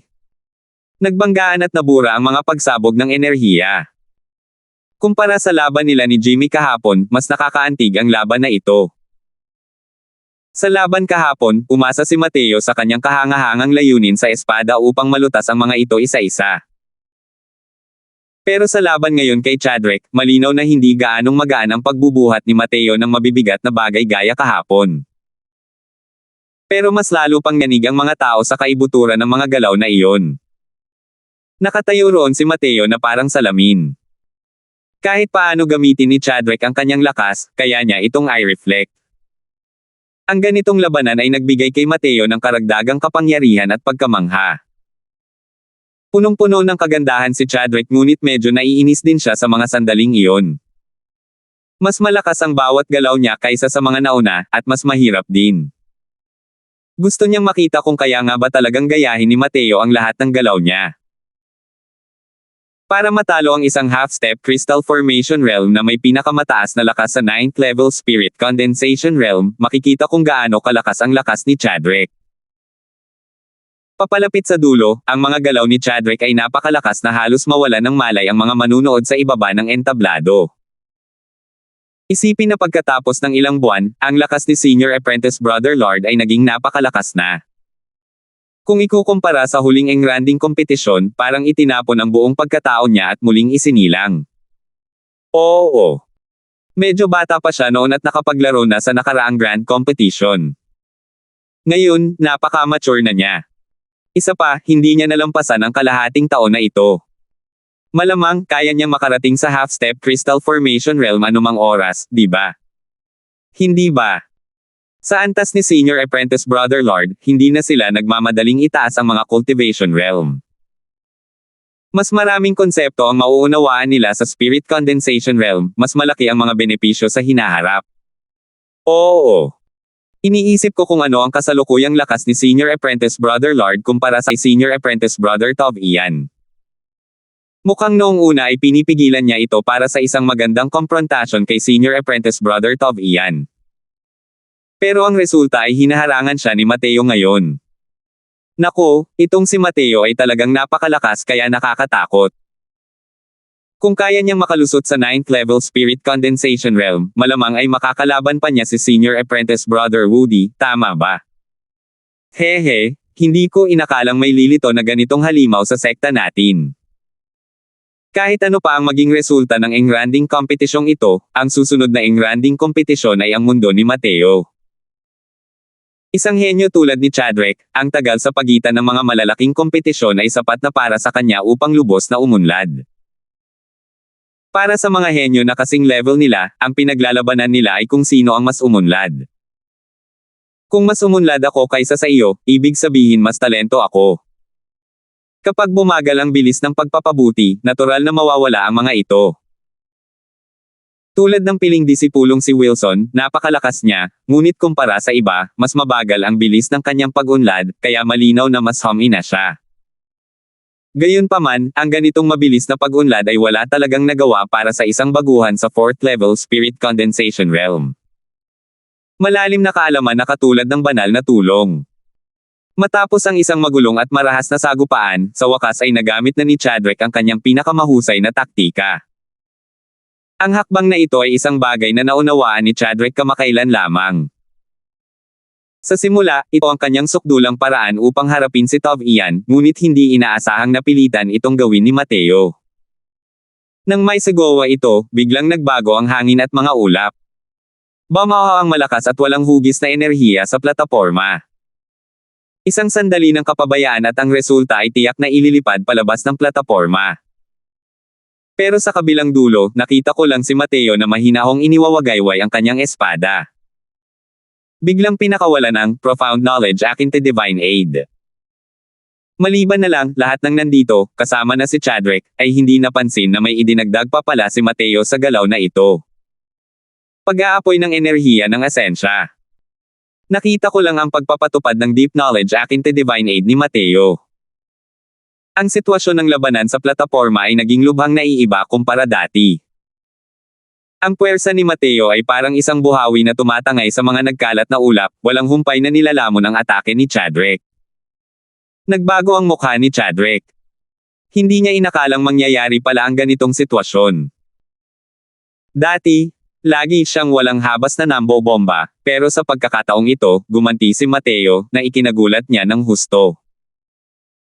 Ang atake matapos idagdag ang Essence Energy Ignition ay hindi kapani-pani walang makapangyarihan. Huli na para kay Chadrick na gugustuhing ipagtanggol ito. Hindi mabilang na pagsabog ng walang hugis na enerhiya lamang ang kanyang nakita na kumukubkob sa kanya, direktang sinira ang enerhiya ng kanyang protection na asensya at pinalipad siya. Tinamaan lang si Chadrick sa platform at hindi nagtamo ng malalalang pinsala. May kahusayan si Mateo kapag umaatake at hindi siya masyadong naglalabas ng enerhiya ng asensya. Inayos ni Chadrick ang kanyang posture sa ere at marahang lumapag sa lupa. Tahimik ang lahat sa ibaba ng entablado. Hindi alam ng lahat ang kanilang sasabihin. Kahit na ito ang resulta ng laban ni Jimmy, halos hindi pa rin ito matanggap ng lahat. Talagang hindi inaasahan ang resulta ng laban na ito. Ang nangungunang tatlong pangunahing disipulo ay halos kumakatawan sa pinakamataas na punto sa Tranquil Cloud Sect. Sa isip ng lahat ng mga pangunahing disipulo, ang tanging makakatalo sa nangungunang tatlong tao ay ang nangungunang tatlo lamang, o mga pangunahing disipulo. Hindi na kailangang isipin pa ng iba. Dahil ang pagkakaroon ng kakayahang umupo sa posisyong ito ng tatlong taong ito ay nangangahulugan na ang kanilang bilis ng pag-unlad ay higit pa sa lahat. Kapag natalo sila ng isang henyo, mas lalo lang silang mahuhuli. Walang sino man ang nag-akala na ang isang tao sa nangungunang tatlo ay matatalo sa kamay ng isang 4th level Spirit Condensation Realm. Kunin na lang halimbawa si Chadrick. Ang lakas niya ay sapat na para hamanin ang mga ordinaryong 3rd level Crystal Formation Realms. Ang isang tulad ni Joaquin ay hindi man lang kapareha ni Chadrick. Hindi ba't ibig sabihin nito ay kayang tawirin ng lakas ni Mateo ang isang buong major realm para talunin ang kanyang kalaban? Ito. Napakahirap isipin. Bumantong hininga ng marahan si Chadwick at ikinuyom ang kanyang mga kamao kay Mateo at sinabing, "Maraming salamat sa pagpapakita ng awa ni Junior Apprentice Brother Croswell." Hindi naman. Dahil kayang-kaya ng Senior Apprentice Brother Lord na maglakad ng napakalayo sa Tao of Calligraphy, ang junior na ito ay punong paghanga. Sa katunayan, nanalo ang junior na ito gamit ang medyo kakaibang paraan, nakangiting sabi ni Mateo. Bahagyang nagbago ang mukha ni Chadwick, at hindi niya maiwasang ipahayag ang mga hinala sa kanyang puso. Saan nanggagaling ang mga galaw ni Junior Apprentice Brother Croswell? Talaga kayang nagsanay na si Junior Apprentice Brother Croswell sa Imperial Law True Book dati? Umiling si Mateo at nakangiting sinabi, "Hindi. Kinopya ko lahat ang mga galaw na iyon matapos kong mapanood ang mga galaw ni Senior Apprentice Brother Lord. Ito ang tinatawag na panggagaya. 267. Nanggagaya ng konsepto. Ano iyon?" Hindi napigilan ni Chadwick ang mataranta. "Ang galaw ko ay eksaktong kapareho ng sa iyo. Pero sa totoo lang, kapag pinag-uusapan ang nilalaman, libo-libong paraan ang pagkakaiba nito. Ang mga galaw ko ay ginaya gamit ang layuning mag-espada." "Mukhang tama, pero mali pala talaga," sabi ni Mateo. "Ito. Ang mga konsepto ay maaari talagang gamitin ng ganito." Sa simula ay naramdaman ni Chadwick na may mali, ngunit hindi niya ito maintindihan sa buong oras. Ngayong narinig niya si Mateo na nagsasalita tungkol dito, ang kabilang panig ay talagang gumagamit ng espada para makipaglaban sa kanya sa buong oras. Pero kahit na may layuning gumamit ng espada, hindi ba't magkapareho rin naman? Kahit gaano pa kahirap intindihin ni Chadwick ang kanyang utak, hindi niya maisip kung paano magagamit ang kanyang sword intent para gayahin ang calligraphy intent ng napakahusay na parang hindi na ito maiiba sa orihinal. Naniniwala si Chadwick na hindi man lang makita ng mga manunood sa ibaba ng entablado na ang ginamit ni Mateo ay ang layuning mag-espada. Siya lamang, isang taong ibinuhos ang sarili sa daw ng calligraphy sa loob ng maraming taon, ang makakapag-iba sa maliit na bakas ng pagkakaibang iyon. Kung hindi papansinin ang ibang bagay, gaano kataas ang mga naabot ni Mateo sa sword daw. Hindi natalo ng hindi makatarungan ang laban na ito. Ang napakaraming batas ng Dao, lahat ay patungo sa iisang destinasyon. Ang mga konsepto ay maaaring magkakaiba sa walang katapusang paraan, ngunit marami rin silang magkakatulad na aspeto. Bagamat hindi pa ako nagsasaliksik ng malalim tungkol sa daw ng calligraphy, nakakita na ako ng mga napakalakas na eksperto sa calligraphy daw noon, kaya medyo pamilyar din ako sa daw ng calligraphy. Kaya ko ginagaya ang calligraphy daw gamit ang sword daw, sabi ni Mateo. Ang napakalakas na eksperto sa calligraphy daw na tinutukoy ni Mateo ay ang hari ng banal na aklat ng langit. Maliban na lang, gaano man kalaki ang butas na nahukay ni Chadwick at ng iba pa sa kanilang utak, hindi nila maisip kung anong uri ng pag-iral ang tinatawag na napakalakas na eksperto sa calligraphy daw na ito. Si Matthew at ang kanyang ama ay may napakataas na katayuan sa Divine Realm. Kilala nila ang karamihan sa mga kapangyarihan ng Divine King. Bagamat ang Heavenly Book Divine King ay isang mas kakaibang miyembro ng 10 dakilang kataas-taasang Divine King, dati ay maganda ang relasyon niya kay Mateo. At nasaksihan din mismo ni Mateo ang malaking labanan sa pagitan ng banal na hari ng aklat ng langit at ng iba pang banal na hari. Tunay ngang nakagugulat sa langit at nagpaiyak sa mga Diyos. Kung ikukumpara sa Heavenly Book Divine King, ang Imperial Law True Book ni Chadwick na ito ay sadyang mahina hanggang sa sukdulan. Si Mateo ay orihinal na mayroong napakataas na persepsyon at naunawaan din ang isang tunay na layunin kay sword daw. Bukod sa nasaksihan ko na ang Heavenly Book Divine King's Tao of Calligraphy noon, ang pagnanasang gayahin ang mga galaw ni Chadwick ay hindi isang bagay na mahirap. Mas maganda ang mga salik ni Mateo kaysa kay Chadwick. Kung hindi niya man lang kayang gayahin ang isang mababang antas ng konsepto, magiging napakawalang silbi niya talaga. Napakagandang kasabihan, napakaraming batas ng Dao, lahat ay patungo sa iisang destinasyon. Ang persepsyon ni Junior Apprentice Brother ay napakataas. Kahit na ginagaya lang nito ang konsepto ko, kung ang konsepto ni Junior Apprentice Brother Croswell ay hindi naman ganoon kataas, natatakot ako na imposible ring magkaroon ng ganitong resulta sa labanan. Kumbinsido ang Lord na ito sa aking pagkatalo. Pagkatapos, ikinuyom ni Chadwick ang kanyang mga kamao at umalis. Sa malayo, nakatayo sina Jack at Julian na nakatali ang mga kamay sa kanilang likuran. Katatapos lang nilang mapanood ang labanan sa pagitan ni Mateo at Chadrick. Naku, Julian, tama ang sinabi mo. Isang halimaw na tulad ni Mateo, ang aking Tranquil Cloud Sect ay maaaring walang tadhana na pigilan siya. Tungkol sa kanyang lakas, ano ang tingin mo rito? Biglang tanong ni Jack. Sabi ni Julian, ang layunin ni Junior Apprentice Brother Crosswell na gumamit ng espada ay malamang na nalampasan na ang akin ng sobra. Kahit na. Kung tama ang aking mga haka-haka, malamang na lubos nang naunawaan ni Junior Apprentice Brother Crosswell ang Azure Deeper Purple Young Sword Art sa Nine Heavens Road. Lumingon si Jack para tingnan si Julian. Natatawang sabi niya, kung nalampasan niya ako, nalampasan niya ako. Ano pa ba ang dapat iwasang sabihin? Iniisip ko kung saang bato tumalon ang batang ito para magkaroon ng ganito kalaking talento. Sa libo-libong taon mula nang maitatag ang aking Tranquil Cloud Sect, 3 lamang ang individual na nakakaintindi sa Azure Deeper Purple Young Sword Intent sa kabuuan nito. Ang batang ito ay 15 taong gulang lamang at talagang lubos na naunawaan ang ganito kalalim na sword intent. Tunay na kahanga-hanga. Medyo nailang si Julian nang sabihin niya, si Junior Apprentice Brother Crosswell ay isang dragon sa gitna ng mga tao. Hanggat hindi siya bumabagsak, tiyak na makakaakyat siya sa Divine Realm sa hinaharap. Bukod pa rito, sa palagay ko ay maaaring mas malakas pa ang talento niya kaysa kay Forefather Weltan. Kahit na makarating na siya sa Divine Realm, malamang na maaari siyang maging powerhouse ng isang domain. Tumango si Jack. Malinaw na sang-ayon siya sa pananaw ni Julian.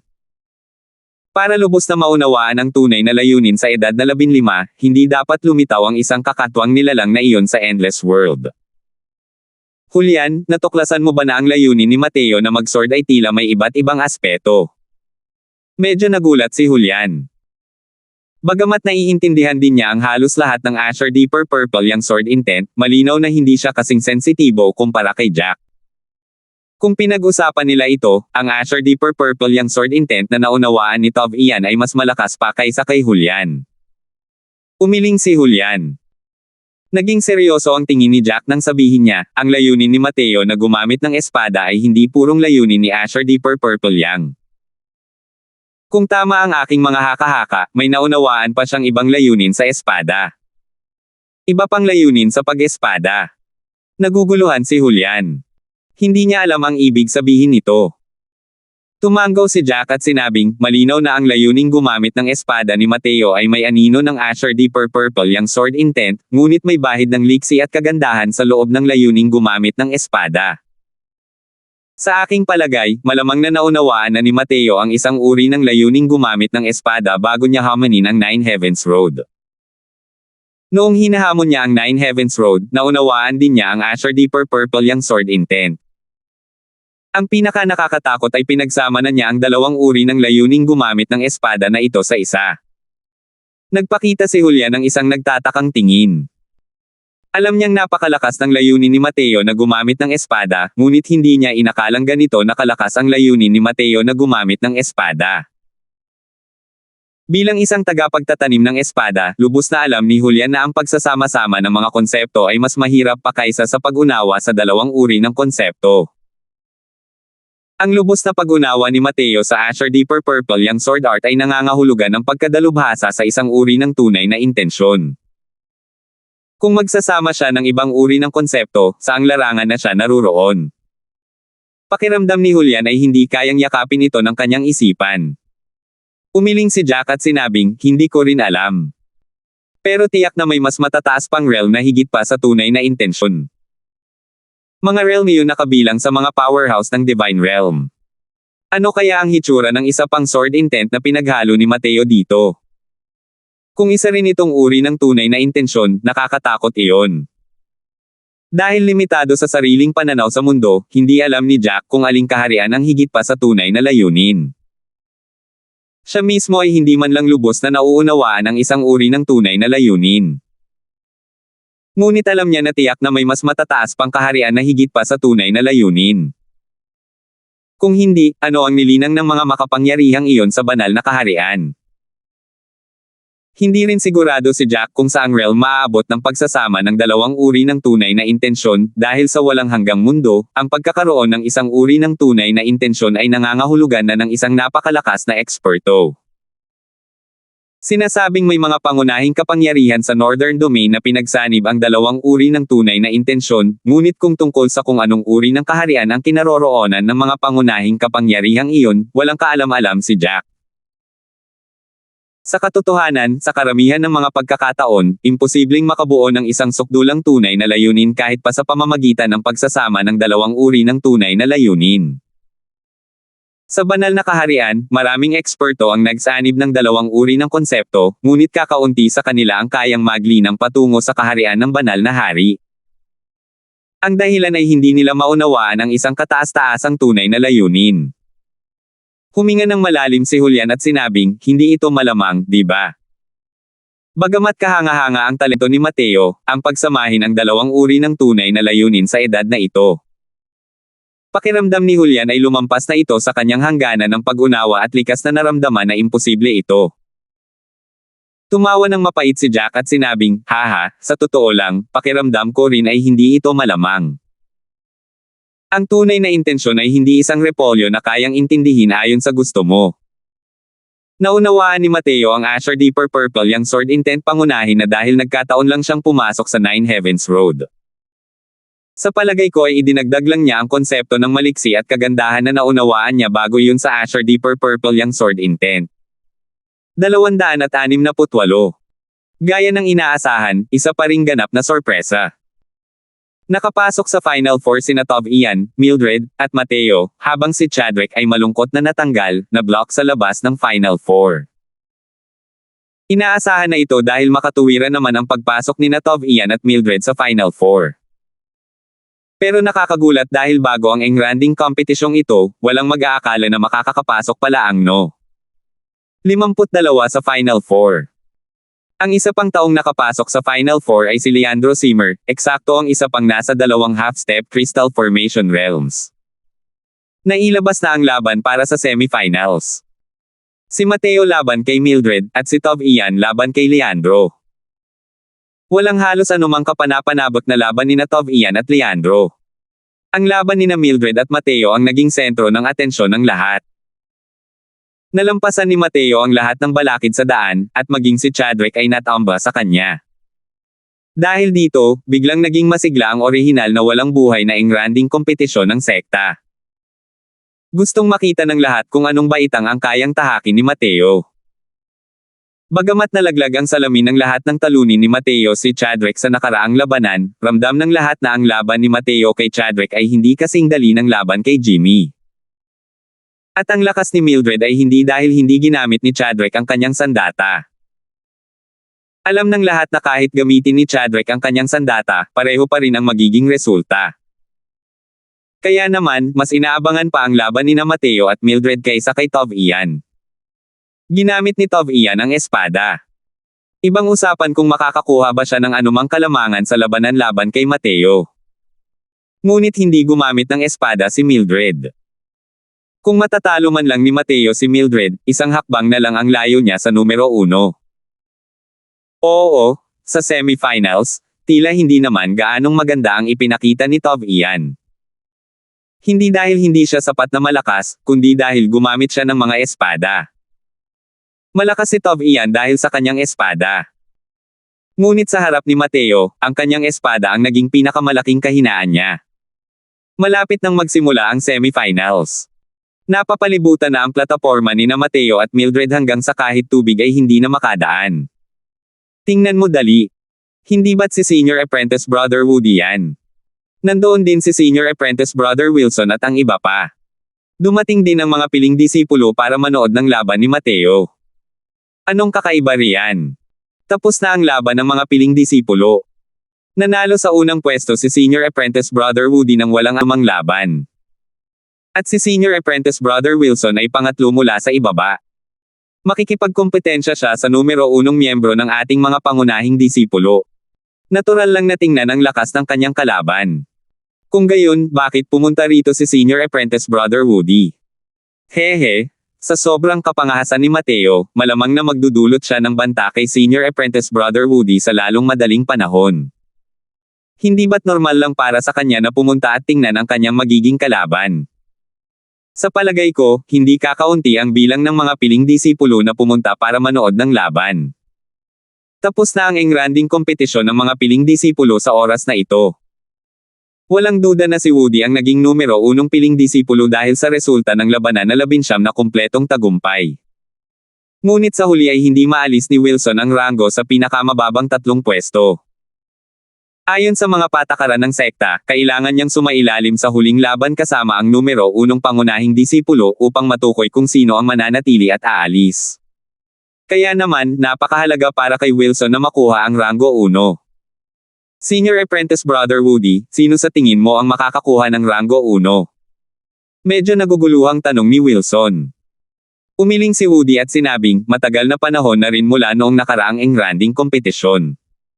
Sina Tov Ian at Mildred ay parehong nagkaroon ng malaking pag-unlad. Ngunit kung tungkol sa kung gaano sila kagaling, walang nakakaalam. Bukod pa rito, mayroon pang isang Mateo na lumabas sa pagkakataong ito.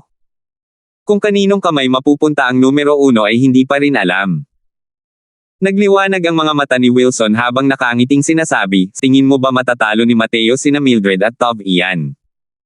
Hey, kung makukuha niya ang numero 1, maganda sana iyon.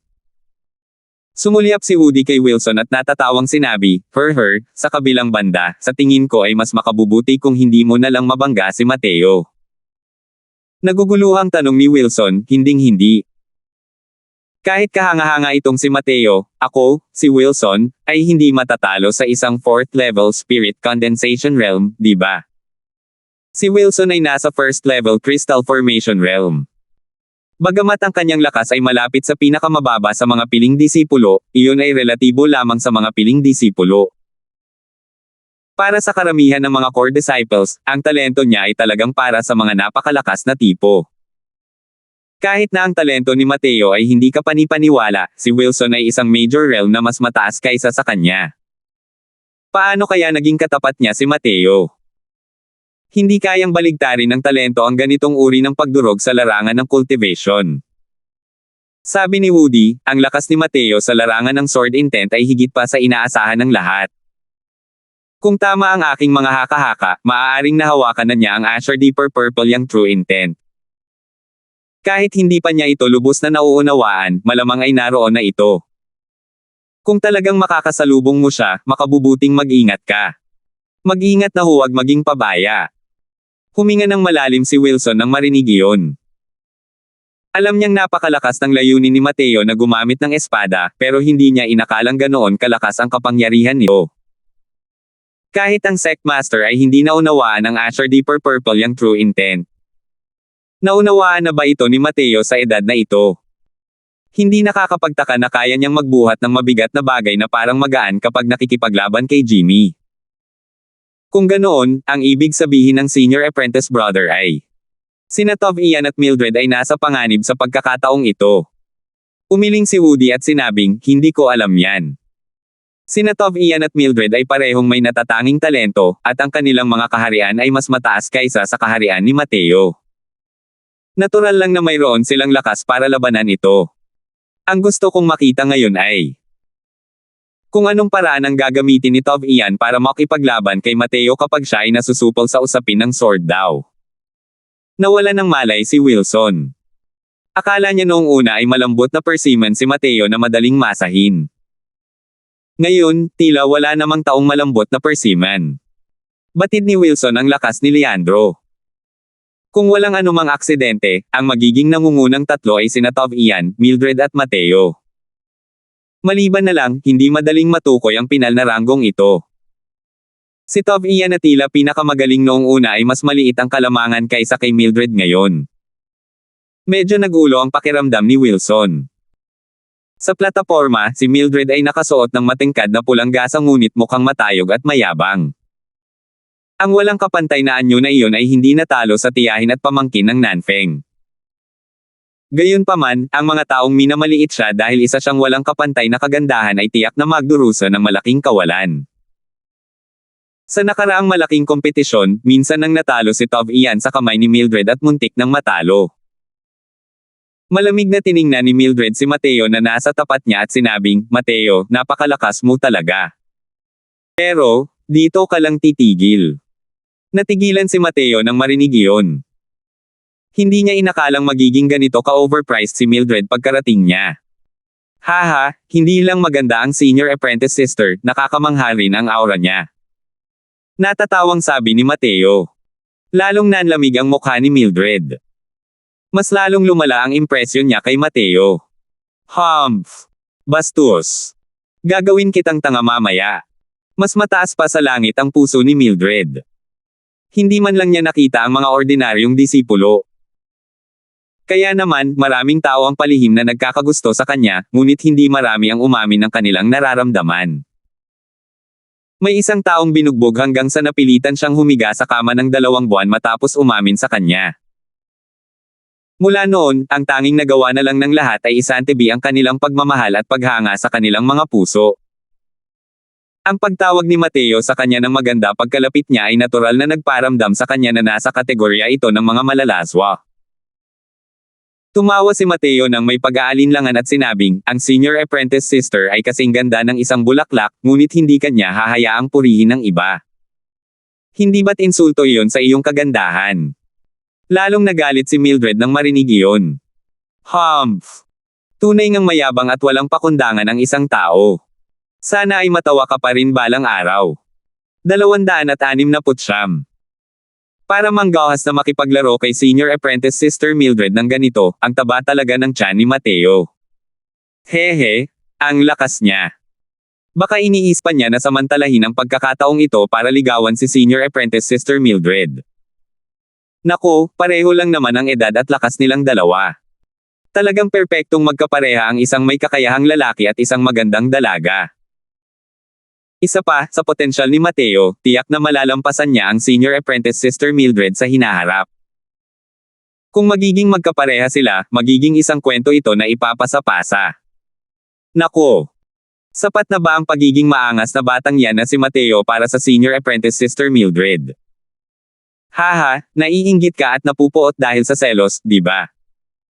Alam kong matagal mo nang gusto ang senior apprentice sister Mildred. Sa totoo lang, puro papuri lang ang ginagawa ni Mateo. Hindi niya inakalang magagalit si Mildred.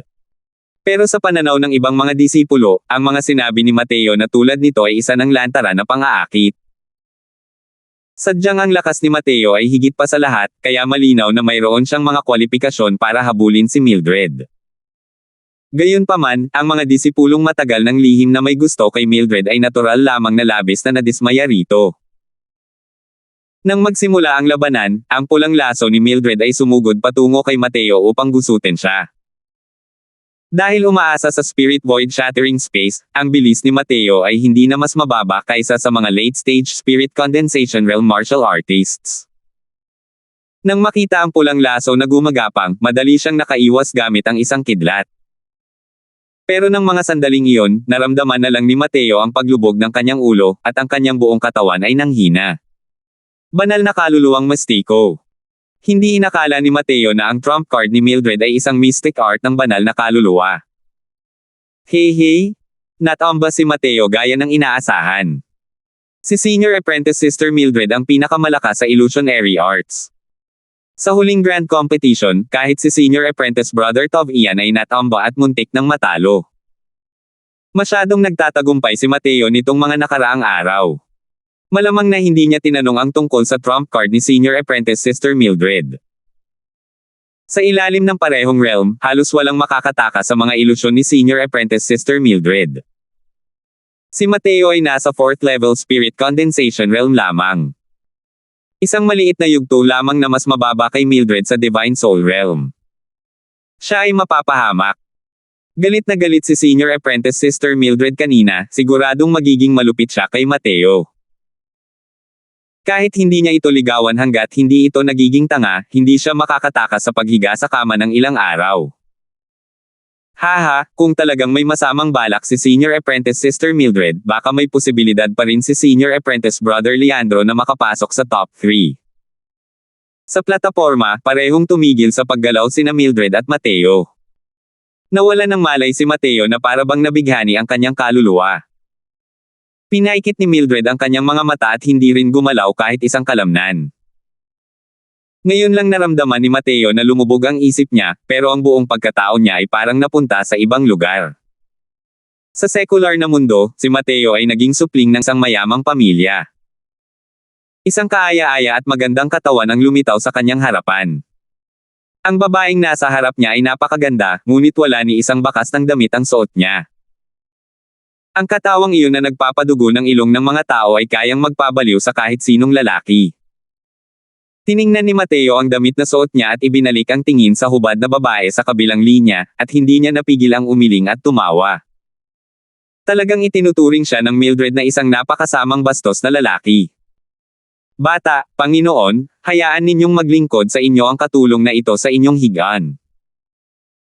Ang matamis at malambing na boses ng babae ay umalangaw-ngaw sa tabi ng tainga ni Mateo. Isang pares ng braso ng ahas tubig na parang jade ang pumulupot sa leeg ni Mateo. Ito ay lubos na kaakit-akit. Hindi isang pantas si Mateo. Sa harap ng isang tunay na kagandahan, natural niyang ipapakita ang reaksyon na dapat ipakita ng isang lalaki. Maliban na lang sa ang paggamit ni Mildred ng mga ilusyon sa harap ni Mateo ay parang paglalaro ng malaking sable sa harap ni Guan Yu. Ang mga sining ng ilusyon ay talagang isang mahalagang sangay ng sining ng mistiko na banal na kaluluwa. Ang kapangyarihan nito ay napakalakas at kayang pumatay ng mga tao nang hindi namamalayan. Ang mga ilusyonaryong sining ay katulad din ng isang dakilang daw. Kapag nalinang hanggang sa limitasyon, kaya nitong baguhin ang marumi at bulok tungo sa bihira at malalangit na anyo. Kayang patayin ng mga makapangyarihang ilusyonaryong martial artist ang kanilang mga kalaban ng hindi namamalayan at tuluyan ding mapunta ang kabilang panig sa isang ilusyonaryong kaharian, at maging isang buhay na bangkay. Higit pa rito, alam ng kabilang panig na nasa loob sila ng isang mundo ng ilusyon ngunit hindi sila makakatakas kahit anong mangyari. Ang ganitong uri ng walang katapusang paglubog ay minsan mas nakakatakot pa kaysa sa pagpatay sa kalaban. Kung hindi bibitawan ng tagapagsalita ang ilusyon, hindi na magigising ang kabilang panig mula sa ilusyon, parang siklo ng samsara, hanggang sa kamatayan. Sa unang pagkakataon na nakita ni Mateo ang babaeng ito, alam na niya kung ano ang sinusubukang gawin ni Mildred. Gusto niyang ilubog ang sarili sa yakap ng mga babae sa loob ng ilusyon at hindi na magawang makawala. Kapag nagpakasasa na siya sa mga kalayawan ng laman, ang Mateo sa totoong mundo ay gagawa rin ng ilang nakakasuklam na aksyon. Kung mangyari iyon, magiging katatawanan si Mateo ng buong sekta. Masasabing ang hakbang na ito ni Mildred ay talagang napakasama. Kung talagang susuko si Mateo, gaano man siya kagaling, wala na siyang matitira sa sekta pagkatapos nito. Ang mga babae ay palaging mga nilalang na hindi maintindihan. Maraming beses nang naranasan iyon ni Mateo. Bagamat ang hakbang na ito ni Mildred ay talagang pangungutya, hindi masyadong nagalit si Mateo. Pero si Mateo ay hindi isang bodhisattva na gawa sa luwad na maaaring masahin ayon sa gusto ng iba. Napagdesisyonan ni Mateo na lokohin ang Mildred na ito. Maituturing na itong parusa niya. Dahil sa pang-aasar ng babae, hinawakan ni Mateo ang braso niya at walang awang itinabi, sabay malamig na ngumisi, hindi na kailangan yan. Sabihin mo kung sino ang nagpadala sa'yo rito. Saway ni Mateo nang may seryosong mukha, ngunit nanatiling tahimik ang babae na parang kuliglig sa taglamig. Mahinang sabi niya, wala. Ang lingkod na ito. Ang lingkod na ito ay hinahangaan lamang ang batang Panginoon. Kaya ako ang nagkusa na ayalay ang aking katawan. Kung hindi mapagkakatiwalaan ng batang Panginoon ang lingkod na ito, handa akong humingi ng tawad ng hanggang kamatayan. Hinga. Umiyak ng kaawa-awa ang babae at umakto na parang gusto niyang tumakbo sa pader para magpakamatay. Pero ngumisi lang si Mateo at sinabing, huwag kang magpanggap na inosente sa harap ko. Bilang kahalili ng Crosswell family ng kabisera, anong klaseng babae ang hindi pa nakikita ng young master na ito? Paano mo nagawang pumasa sa pagsusulit sa harap ko gamit ang iyong mababang pag-arte? Sige at sugurin mo. Sa unahan mo lang. Natigilan talaga ang babaeng iyon pagkatapos marinig iyon. Sa mundo ng ilusyon, si Mildred na nakatago sa isang lihim na lugar ay palihim na napatawa sa sarili. Hindi ko inakalang may kakayahan pala ang malandi na ito. Ang hindi pala madaling mahulog dito. Gayunpaman, pumalit ka na sa iyong pagkakakilanlan. Makakatakas ka pa ba mula sa palad ng binibining ito? Inalis ng hubad na babae ang kanyang mapangakit na ekspresyon at isinuot ang kanyang kasuotan. Nakangiti niyang sinabi kay Mateo, tunay ngang may kalakasan ang pag-iisip ni Young Master Crosswell. Sa totoo lang, nasa ilalim ako ng utos ng aking asawa na pumunta at imbestigahan si Young Master Crosswell. Palihim na natawa si Mateo sa sarili, ngunit mukhang nagdududa sa unang tingin habang nagtatanong, sino ang misis ng pamilya mo? Ang ginang ng pamilya ko ang panganay na ginang ng pamilya Teller. Matagal na niyang naririnig na si Mr. ang nangungunang iskolar sa kabisera at matagal ka na niyang hinahangaan. Hindi lang niya alam ang ugali ni Mr., kaya niya ako pinapunta para subukan si Mr. Dahil nakilala niya ako ngayon, ang Young Master ay talagang nakakakita ng mga bagay na kasing linaw ng pagtingin sa apoy. Isang napakatalino at may malayong pananaw na tao. Bumantong hininga ang babae sa paghanga. Nang marinig iyon ni Mateo, bahagyang humupa ang kanyang ekspresyon, ngunit nagkunwari pa rin siyang nainas habang sinasabi, kaya, ito ang panganay na miss ng pamilya Teller. Matagal na ring naririnig ni Crosswell na ito na ang panganay na miss ng pamilya Teller ay may pambansang kagandahan at makalangit na bango, at isa pang ang erudite sa mga kababaihan. Sumusobra na talaga ang ginang ng iyong pamilya na gumagamit ng ganitong uri ng pamamaraan para subukan ako. Ang isang magandang babae ay mabuting kaibigan ng isang ginoo, ngunit ang Crosswell na ito ay talagang hindi ang mga palabiro at immoral na taong iyon. Pakibalik at ipaalam kay Miss Teller na ang Crosswell na ito ay hindi kayang tamasahin ang kanyang paghanga. Lihim na nagbago ang mukha ni Mildred nang marinig iyon. Kung talagang hindi napapansin ni Mateo ang lahat, ang kanyang ilusyon ay magbubunyag ng mga kapintasan sa kalaunan, kung gayon ay makakatakas si Mateo. Hindi matanggap ni Mildred ang ganoong resulta. 270. Humph! Mukhang talagang may pagnanasa sa itsura ko ang lalaking ito. Kaya nga wala siyang pakialam sa ibang tao. Dahil nga ganoon, matatalo siya ng dalagang ito sa sarili niyang laro at paglalaroan ang lalaking ito. Lubos ang tiwala ni Mildred sa kanyang hitsura at kakayahan sa pag-iilusyon. Hindi ba't napakadali lang makitungo sa isang binata na mapusok tulad ni Mateo? Ang isipin lang na pinagsasamantalahan siya ni Mateo sa mundo ng ilusyon ay nagparamdam kay Mildred ng matinding pagkasuklam kahit na sa mundo ng ilusyon ay hindi naman siya ang tunay na babae. Pakiusap, pakalmayin mo ang iyong galit, Young Master Crosswell. Sabi ng misis ng aking pamilya, kung maaari kang manatiling hindi maaabala ng isang babaeng nasa iyong kondongan, mawawala rin ang huling pag-aalala niya sa iyo. Upang humingi ng tawad, naghanda si Miss Teller ng isang piging sa VIP building at inimbitahan si Young Master Crosswell na pumunta roon, mahinahong sabi ng katulong. Isang kislap ng tuwa ang sumilay sa mga mata ni Mateo nang marinig niya iyon, at ang tinging ito ay natural na napansin ni Mildred na nagmamasid sa dilim. Humph! Ang hirap talagang makuha. Tingnan mo kung paano ka pinaglalaroan ng binibining ito sa palad ko. Malamig na humajejek si Mildred. Matagal ko nang naririnig na si Miss Teller ang pinakamagandang tao sa kabisera, pero hindi ko inakalang may gusto pala siya sa Crosswell na ito. Dahil ganoon nga, doon natutuloy ang Crosswell na ito. Gayunpaman, huwag mo na akong gagamitan ng ganitong klaseng panlilinlang. Sabi ni Mateo. Naramdaman na lang ni Mateo na nanlalabo ang kanyang mga mata. 2 araw na ang lumipas.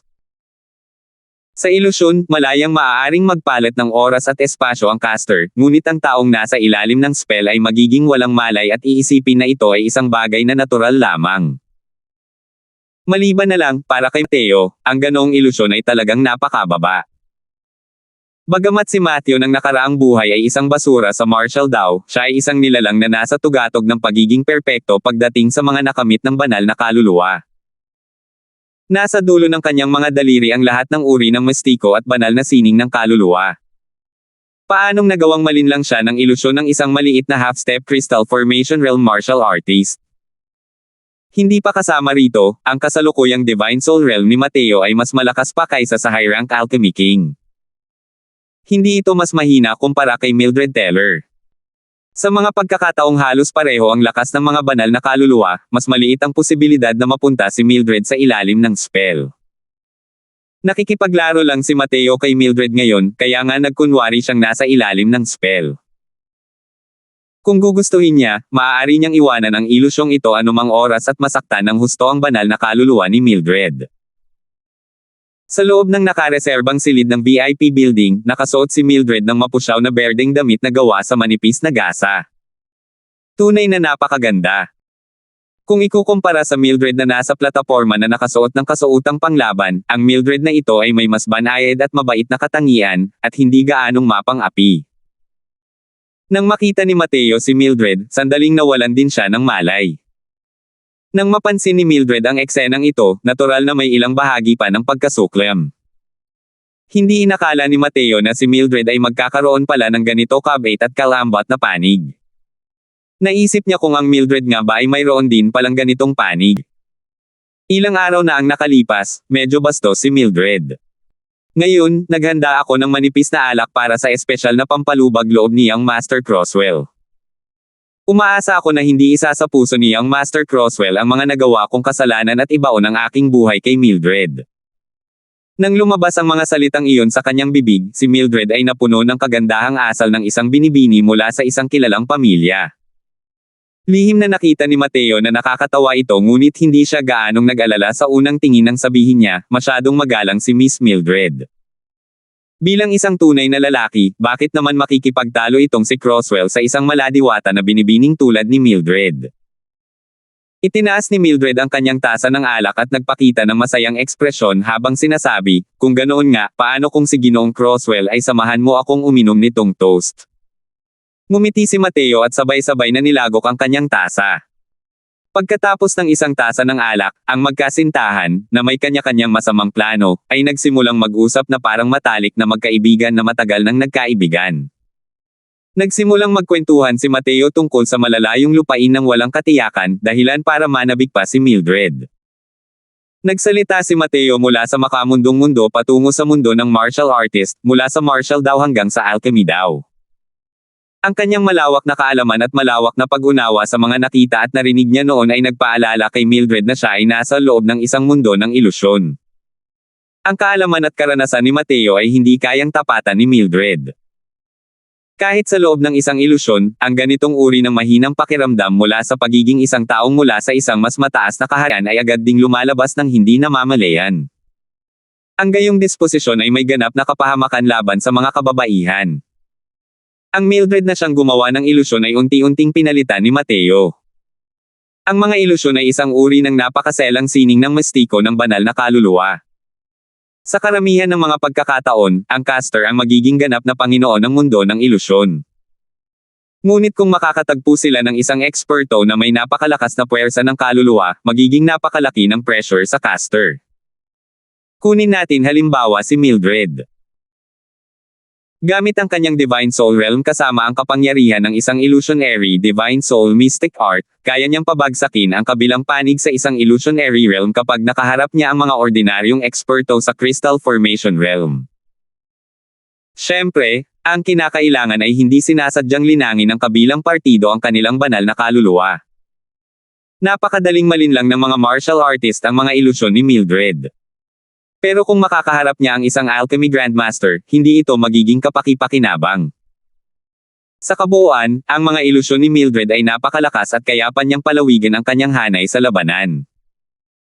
Pero ang pagkaunawa ni Mateo sa mga ilusyon at banal na kaluluwa ay hindi maihahambing kay Mildred. Dahil matagal na itong nahulog sa mundo ng ilusyon, mukhang walang kawili-wili ito na parang tubig, ngunit sa katotohanan, ito ay ang pakikibaka sa pagitan nina Mateo at ng banal na kaluluwa ni Mildred. Sinadya lang talagang magmukhang mahina si Mateo sa harap ng kanyang kalaban, kaya inakala ni Mildred na siya ang may hawak ng inisyatibo sa buong oras. Pero sa totoo lang, hindi namamalayan ni Mateo na siya na ang nagkusa at hinaila pa niya si Mildred sa ilusyon. Sa kasalukuyang sandali, ang Mildred na nakaberdeng damit sa tapat ni Mateo ay masasabing si Mildred na mismo.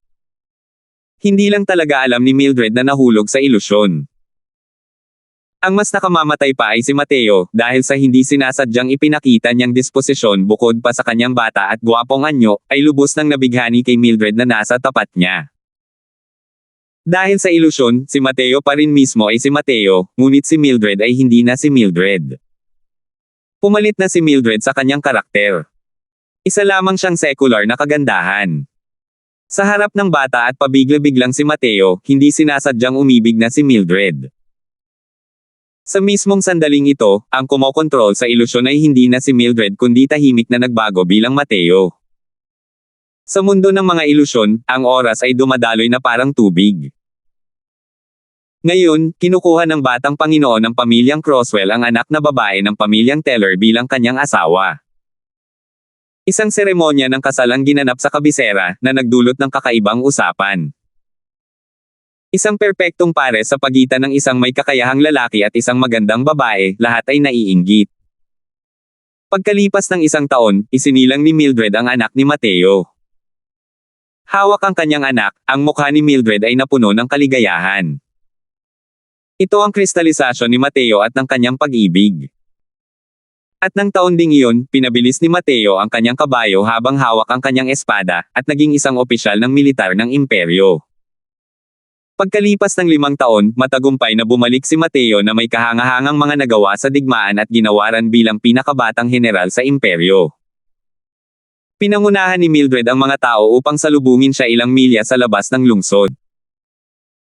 Habang nakatingin sa kanyang magiting at magiting na asawa, siya ay puno ng pagmamalaki.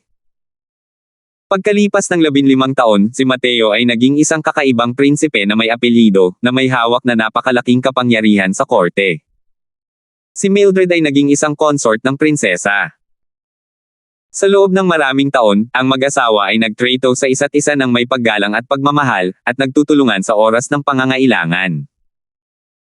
Pagkatapos ng 50 taon, sina Mateo at Mildred ay nagparami ng maraming henerasyon at nagkaroon ng maraming anak at apo. Ang pamilyang Croswell ay naging isa sa mga pangunahing pamilya sa imperyo. Pagkalipas ng 70 taon, ang dalawa ay sumandal sa isa't isa habang magkahawak kamay, ang kanilang mga ulo ay lubos na namumuti, at nakatulog. Parang ganoon lang, lumipas ang buong buhay nila. Samantalang sa totoo lang, 2 oras na ang lumipas. Nanatiling walang ekspresyon ang mga mata ni Mateo na para bang kontrolado siya ni Mildred. Habang nasa tapat niya, si Mildred ay may masayang mukha paminsan-minsan, namumula naman sa ibang pagkakataon, at iba-iba ang ekspresyon ng mukha. Napanganga ang mga manunood sa ibaba ng plataporma sa gulat. Salamat po at sinamahan ninyo ako, ingat lagi mga master.